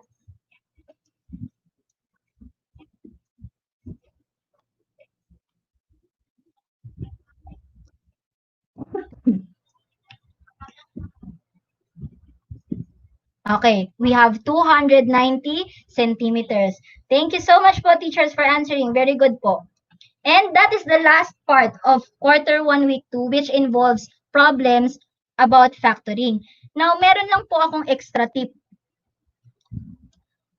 Kapag halimbawang gusto po natin magpa-activity, ito po siguro yung isa sa principle na pinanghahawakan ko, no, in preparation for the opening of classes. I believe that all the webinars given to us, sobrang ideal ng mga strategies. Ang gaganda po talaga ng mga interactive activities, lalo kapag gumagamit tayo ng mga ibang sites. Kanyari Kahoot, yung Mentimeter na ginamit natin kanina, Padlet. But I also realize that our learners, maswerte na lang tayo kung ang mga learners natin ay may gamit na at least one device. I don't know if you would agree to me na ang pinaniniwalaan ko, it's good that our learners will have less clicks. Sa akin, parang less clicks na gagawin nila, less reason para ma-feel nila na nawawala sila or nag-struggle sila. Let's remember that math is already a challenging subject, so let's try to simplify it by giving concise and simple instructions, and i-consider din natin yung resources na meron sila. Especially for those who are teaching in the public school and regular public school, yung mga students natin, maswerte na lang kung may at least isang device na ginagamit, isang cellphone. Kapag ginagamit po kasi natin minsan yung katulad ng ginagamit natin sa webinars, katulad kanina yung pamenti.com, naisip ko lang, kailangan pang mag-exit ng bata kung wala siyang second device. So parang mas, mas may reason pa siya na ma-feel niya na ang hirap naman ng mga kaganapan. So, I would suggest that whenever we give activities, synchronous man or asynchronous, especially yung mga engaging activities, let's maximize the use of PowerPoint as well. So, meron po ako dito, Prepare. It is actually adapted to the original PowerPoint game titled Roleta ng Kaalaman. Roleta ng Kaalaman. This is actually originally designed by my co-FINMA scholar, Miss Angelica Agunod. Shout out po kay ma'am. Maraming salamat sa pagpayag na gamitin itong template niyo Kung gusto niyo pong makakuha ng mga ganitong template, PowerPoint lang po ang gamit dito. With animations and with the creativity of mga Vincent and sa page nila. Nagawa nilang interactive. No need na si student ay mag-access ng other side. At ganun din po kayo teachers para less bandwidth ang gagawin namin and less hassle na mag-lipat-lipat ng topic. So ito po, sa Roleta ng by Bagtas Facebook page, nag-post po yun sa amin Facebook page. Yung ginawa ko po ay modified it into a math lesson. So since we are talking about factoring techniques, I titled it Wheel of Factors. So this is Wheel of Factors. Kapag clinic po natin yung play, mapupunta po tayo dito sa Roleta. So syempre, ang original po niya nakalagay Philippines, but you can modify it as speech. So as we click spin or stop, ganito po ang mangyayari. So I'm not using any website. I'm not using any external website. It's just a PowerPoint. So mas tipid po yung software na to. And you can actually follow their page. Mas marami po lang matutunan kung paano po gumawa ng interactive PowerPoint games. So halimbawa, stop po tayo. I just prepared one question po. So halimbawa, nag-stop siya sa A. I-click natin yung A. Ang tip lang po dito sa ating roleta ng kaalaman o Wheel of Factors ay paglagay ng animation, paglagay ng audio, at paglagay ng mga yung tawag nito, hyperlinks. So for example, you are to determine the binomial factor of x cubed minus 512. So it's also, you can present it this way. As for example, may time limit kayo, let's say 30 seconds, 1 minute. Pag tapos na, you can click the answer. It's also a good chance for us to have this kind of presentation if we're trying to review the students para ma-practice pa sila dito sa topic natin, sa current lesson natin. So aside from just giving the answer on the given task, pwede ring ilagay natin, isama natin yung explanation, yung procedure. So for example, 'di ba ang tanong kanina, just determine the binomial factor of the binomial x cubed minus 512, which is an example of what? Difference of two cubes. So dito, naglagay din ako sa presentation, naka-blank yung binomial, given yung trinomial, para nakita nila visually kung ano yung hinahanap. Okay.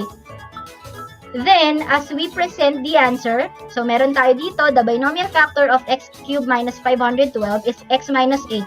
So, sasamahan natin na explanation, we simply get the cube roots of x cubed and 512. Since the given binomial is a difference of two cubes, we will use the minus sign between the two terms. Then, halimbawa, tapos na sila sa task na yan, tawag ka na naman ng ibang estudyante. We spin the wheel of factors, stop. Tapos, for example, punta ka sa next question. Isang question lang po yung prepare ko sa yan. Then answer, next, and then so that's an example. That's my last suggested activity for the topic factoring techniques kasi sobrang dami nila. So, para naman mas enjoying, 'di ba? May nakikita namang bago yung mga estudyante natin. Gamitin natin itong PowerPoint. Maximize natin yung paggamit ng PowerPoint saka ng mga emulators natin at calculating tools na meron tayo. Okay, so I'm also encouraging the parents and students to have this kind of tool kasi it's a good investment. And when we say investment, hindi naman siya short term lang. I have my calculator when I was in college na until nagkatrabaho ako, nagagamit ko pa rin. So nasa pag-aalaga lang din ng gamit. So kung nag-i-invest nga po tayo sa mga gadgets natin like cellphones, I hope you can also invest to an educational device like the ClassWiz Emulator. So that's all for my sharing. Ma'am, baka po pwede pahingi ng PowerPoint. Sige po ma'am, you can send me a personal message and I will also ask the permission of Ma'am Angel. Tip Ma'am Samyo Helen, pwede nyo pong i-follow ang Facebook page din po ng Bagtas. Ang pangalan po, Bagtas Facebook page. Sila Ma'am Angel Agunad po yun nandun. Shoutout kay Ma'am. Maraming salamat po talaga. Ang ganda ng mga PowerPoint ninyo. Doon po, nagsishare talaga sila ng mga templates for the PowerPoint, for the interactive PowerPoint. Kasi tayong teacher, depende sa discipline na tinuturo natin, imo-modify na lang natin. Just like what I did for the lesson about factoring technique. So I converted ruleta ng kaalaman sa Filipino into wheel of factors for Math 8. So that's all for my sharing. I hope you were able to learn something. And just to end, kung meron po tayong check-in kanina, siguro iba nagla-lunch na, medyo late lunch na nga tayo. I hope mag-check out din tayo. So mapapansin nyo po, sinasamahan ko ang mga ganitong activity like check-in, check-out because I believe na sobrang challenging ng pagtuturo ngayon. Yung ma-target yung cognitive skills and psychomotor skills sa distance learning, sobrang challenging po. Pero wag natin kalimutan na may third domain pa tayo na kailangan din i-hit or i-target, which is the affective domain of our students. So I hope we can also have this kind of activities wherein we are giving them space, giving them chance na makapag-express ng saloobin, ng thoughts nila, ng emotions nila, kahit sa simpleng activity lang nito. So again, may I invite you for a checkout activity using Mentimeter. So just go to menti.com and let's use the code 8695010. Ito yung pinaka-checkout natin. Gusto ko naman pong malaman kung kanina tinanong ko ano yung best word that would describe your feeling towards distance learning. This time, I would want to know what will be your commitment sa mga nanonood po na teachers, educators, parents, tsaka estudyante. What will be that one commitment as an educator, a parent, or a student now that hindi ko nadugtong one commitment as an educator, a parent, or a student towards distance learning. So ito yung ating checkout activity. Sige po. Kindly join using the code 8695010. Sige, we have 1 minute to wait for your answers. Ano kaya yung one commitment? It could be a phrase, it could be a word. Anong makocommit natin sa ngayon? Now that we are experiencing, yung mga hindi po makapag-menti.com, para at least maka-participate pa rin po kayo, pwede nyo isend yung sagot niyo sa comment section na lang. Ayan, gusto ko yung sagot na yan. Invest with calculator.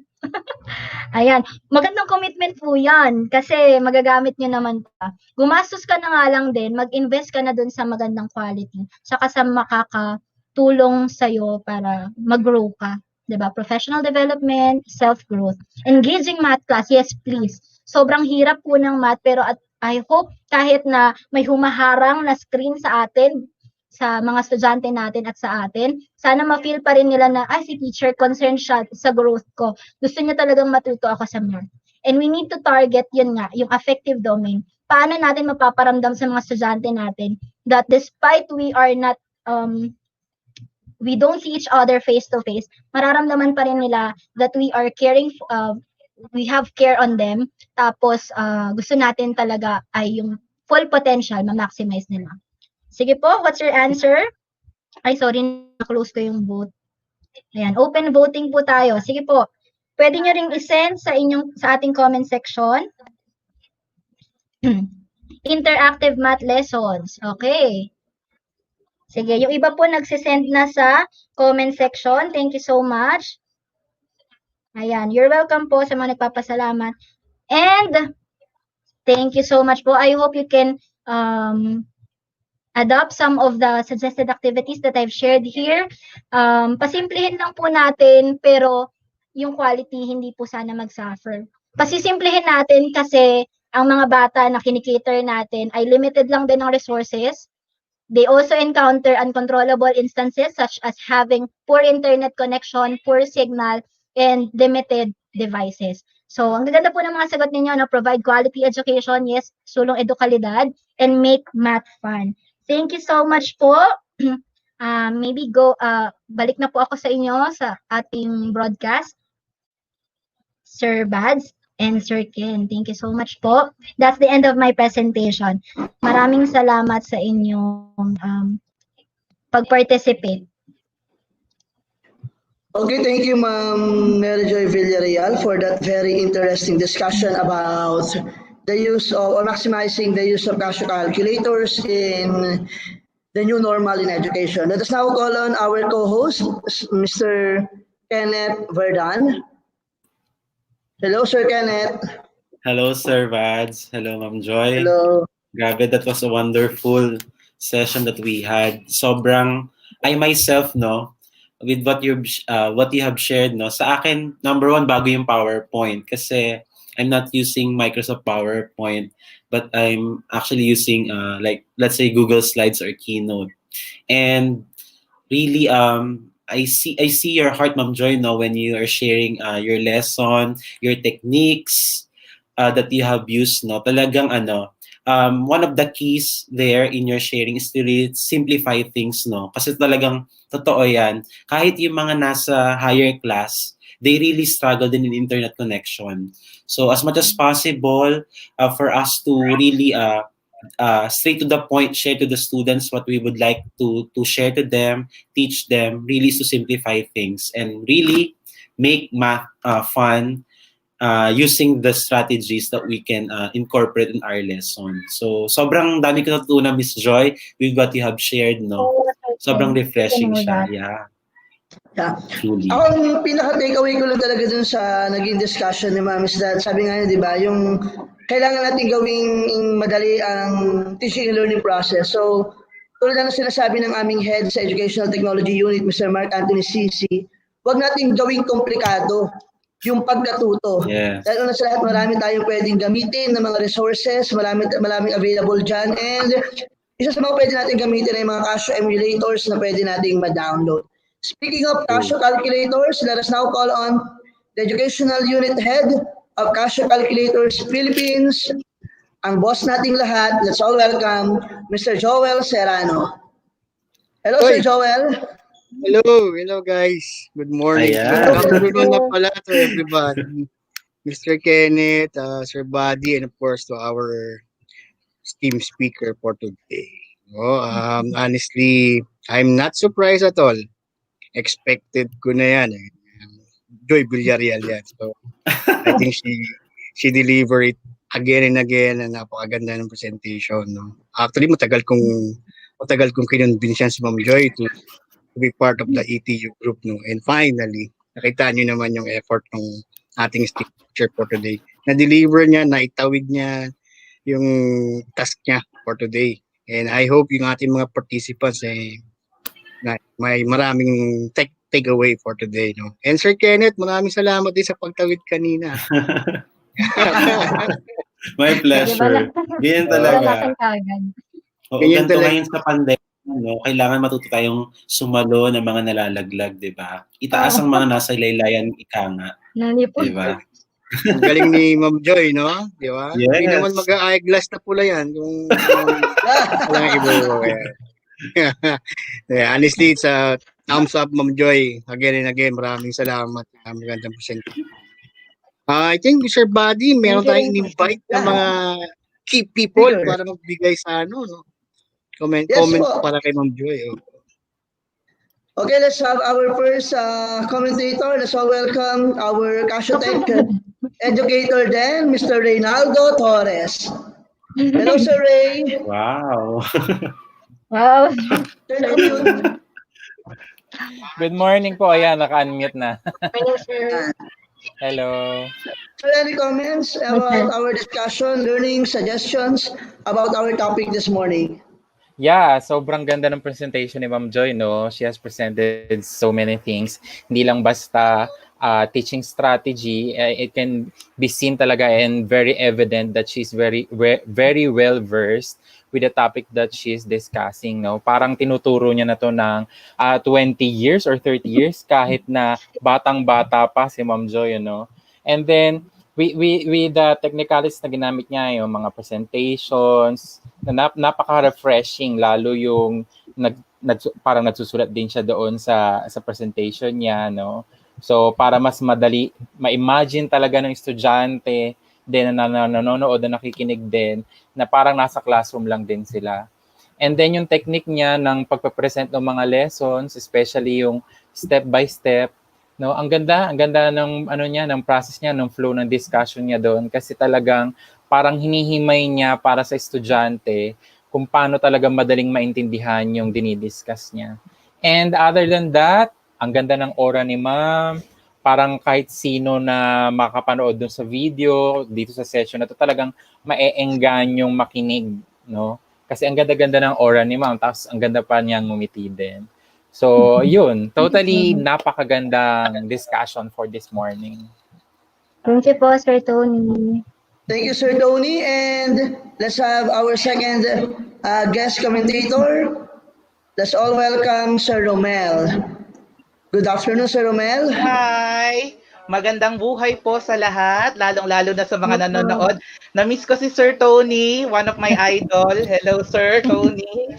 Magandang buhay. But first and foremost, I would like to thank Sir Joel Serrano of Casio Philippines for giving me this opportunity to give an insight po about sa ating napakagandang session ngayong araw about the week 1 and 2 topic for grade 8 learners. Actually, nakakatuwa na dito ako na-assign kasi I have my cousin who is grade 8, incoming grade 8 siya ngayon. And then, yung mga tips na nabigay ni ma'am mula umpisa hanggang sa dulo, talagang maa-apply ko siya.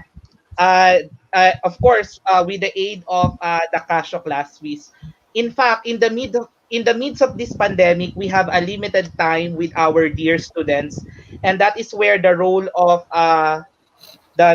teaching aid like the Casio ClassWiz comes in. So napakaganda ng mga sharings ni ma'am about dun sa factoring feature, sa square root feature, sa cube root feature, at saka dun sa equation function or shift plus solve feature ng ating Casio ClassWiz. Talagang napakaganda nung daloy ng discussion, Ma'am Joy Villarreal. According nga kay Sir Tony, parang 20 years na niyang ginagawa, talagang napaghandaan ng sobra. And then yung start activity, yung check-in na nai-relate doon sa pinakadulong activity na check-out activity, napakaganda po nun, no? Talagang connected and consistent po yung discussion ni ma'am.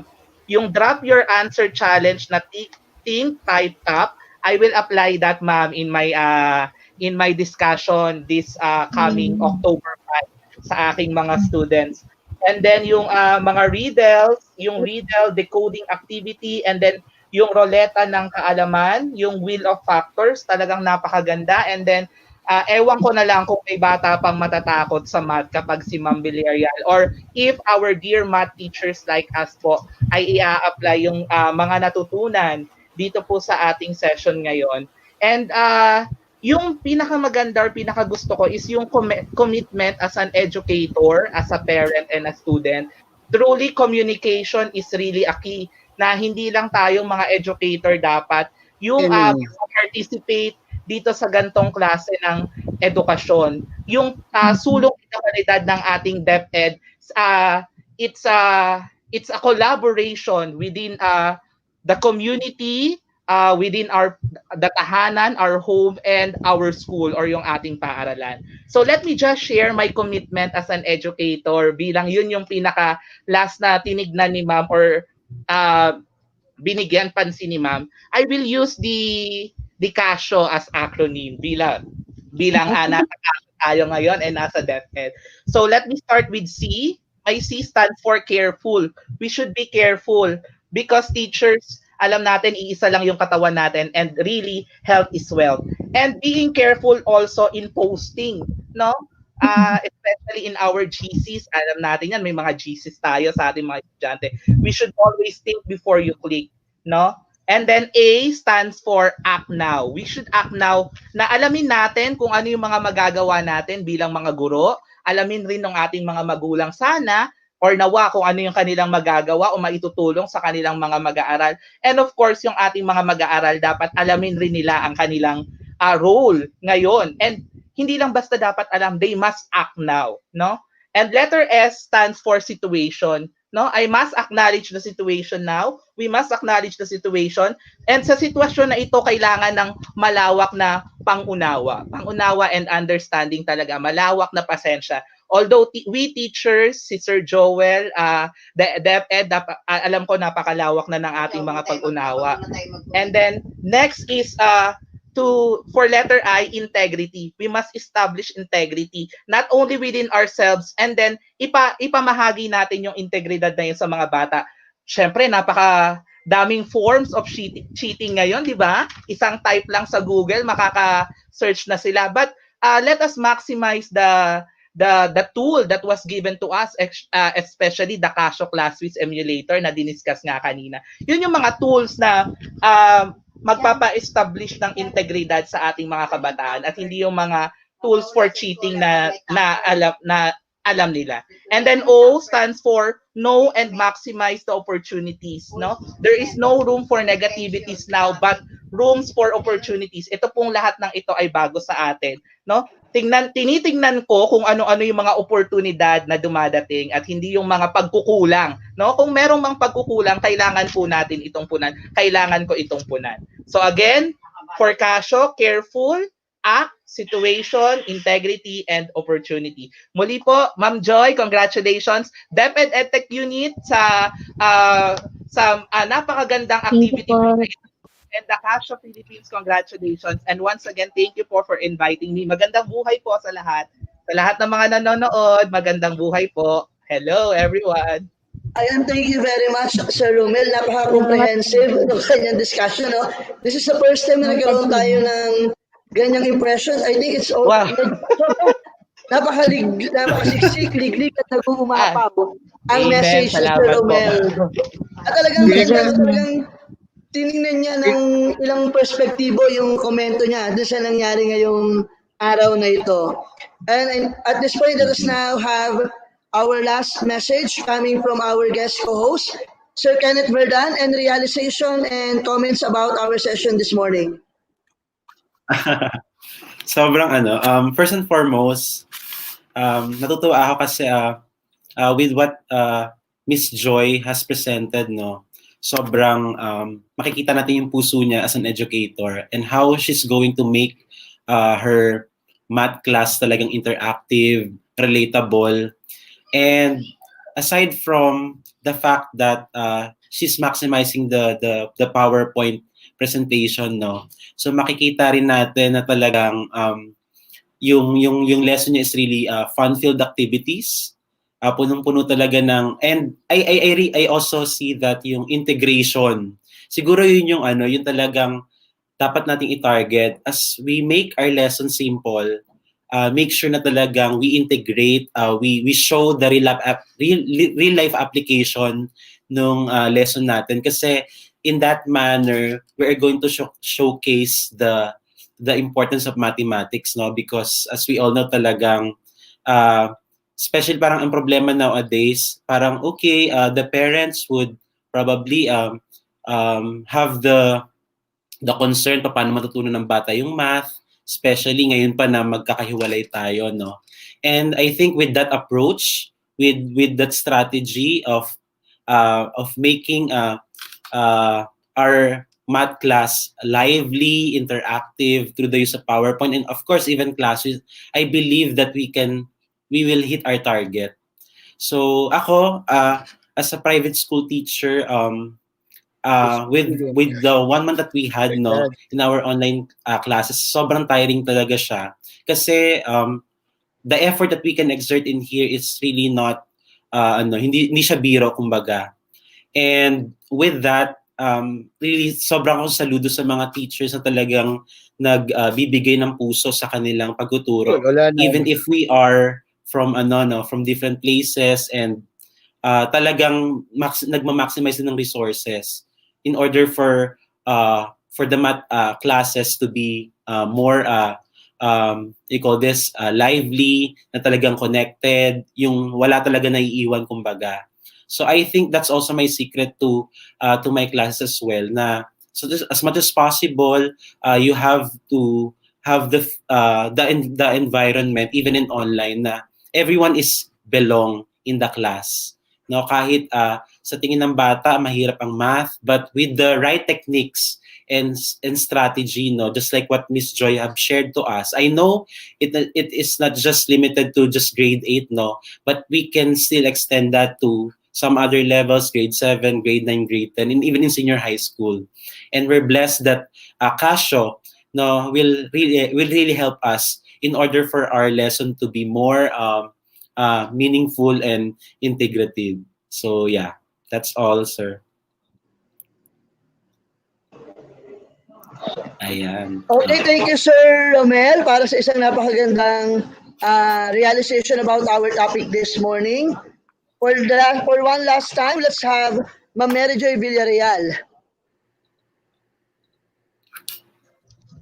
Hello po, maraming salamat po. Unang-una kay Sir Joel po for giving me this chance to share here in MATHtech Unit and Casio Calculators Philippines FB page, and to Sir Tony and Sir Romel for your kind words po and validation. How was the talk a while ago, and kung na-deliver ko ba siya ng ayos, and ano yung maaring key takeaways na makukuha natin from my sharing. Maraming salamat po, sobrang na-appreciate ko.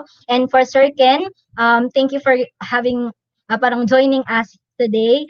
And Sir Bads, maraming salamat din po sa pag-host nitong ating session for today. Special shoutout po to my family. Pwede po ba mag-shoutout? Shoutout ko na. Go lang, ma'am. Go lang po. From Caloocan, and I'm also greeting all my colleagues from Caloocan National Science and Technology High School. Hello po sa aming coordinator, Ma'am Rona Coco, at sa aking mga katrabaho, to my friends there. Salamat din po sa mga students ko and friends na nanonood ngayon at nagtatag sa akin sa mga posts at nagko-comment. And Ate Reg for praying with me, praying for me. Maraming salamat din po. Ayan. Yan lang po. Okay, let's have Mr. Joel Serrano. Sir Joel. Hey, hello. Actually, parang wala na akong masabi kasi nasabi na lahat ng ating mga guest speaker, tapos ng ating mga commentators. And of course, maraming salamat sa mga nakinig. No? Actually, we have a new project right now. Kung gusto niyo magkaroon ng guest Casio teacher sa mga online classes nyo, just drop us an email or you can PM us sa aming Facebook account. Then we can, grant your request na mag-provide ng isang Casio technical teacher as a guest sa inyong online learning sessions. Ayun, so next week, kita-kita tayo ulit. Meron tayong session naman for senior high school. We invited another Casio teacher that will make the discussion exciting din. Katulad ng ginawa ni Ma'am Joy. Maraming salamat, Sir Buddy. Hi, Sir Buddy. Thank you very much. Thank you very much, Sir Joel, Sir Kenneth, Sir Reynaldo Torres, Sir Romel, and Ma'am Mary Joy Villarreal. Alam ko, marami na namang natutuhan ng ating mga teachers pagdating sa paggamit ng technologies and different techniques para may handa sila sa new normal in education. Again, maraming salamat po. It's been a long day at napakaganda ng ating session ngayon. Dinagdagan pa at pinasiksik pa ng ating mga commentators at ng ating host for this morning. Again, on behalf of our Educational Technology Unit, we would like to extend our sincere thanks and gratitude to Casio Calculators and sa ating mga teachers na patuloy na nagiging bahagi ng pagsulong ng isang maganda at quality education para sa ating lahat. Again, thank you, Sir Romel. Sir Ray, thank you po. Sir Kenneth, thank you. Sir Joel, maraming salamat. And Ma'am Joy Villarreal. And natapos na naman po ang isa nating session ng Casio Tech Technology Session. Handog pa rin sa atin ang Casio Calculators Philippines. Dati sinasabi natin, sulong edukalidad, pwede na rin natin mailagay na sa mathematics, susulong ang edukalidad sa tulong ng Casio Edukalidad. Again, ako po si Sir Salvador Manansala, Teacher Bads. Magandang umaga at magkita-kita po ulit tayo bukas magkita-kita po tayo sa Sabado para sa isa na namang session ng ating Casio Tech webinar session. It's a math day to all of us. Again, Happy Teacher's Day sa ating mga kaguruan sa buong Pilipinas. October 5, start na ng ating school year 2020-2021 at alam ko, lahat tayo ay handa na, sama-sama tayo, tulong-tulong tayo sa pagsulong ng edukalidad sa ating bansa. Magandang hapon po sa inyong lahat at God bless us all.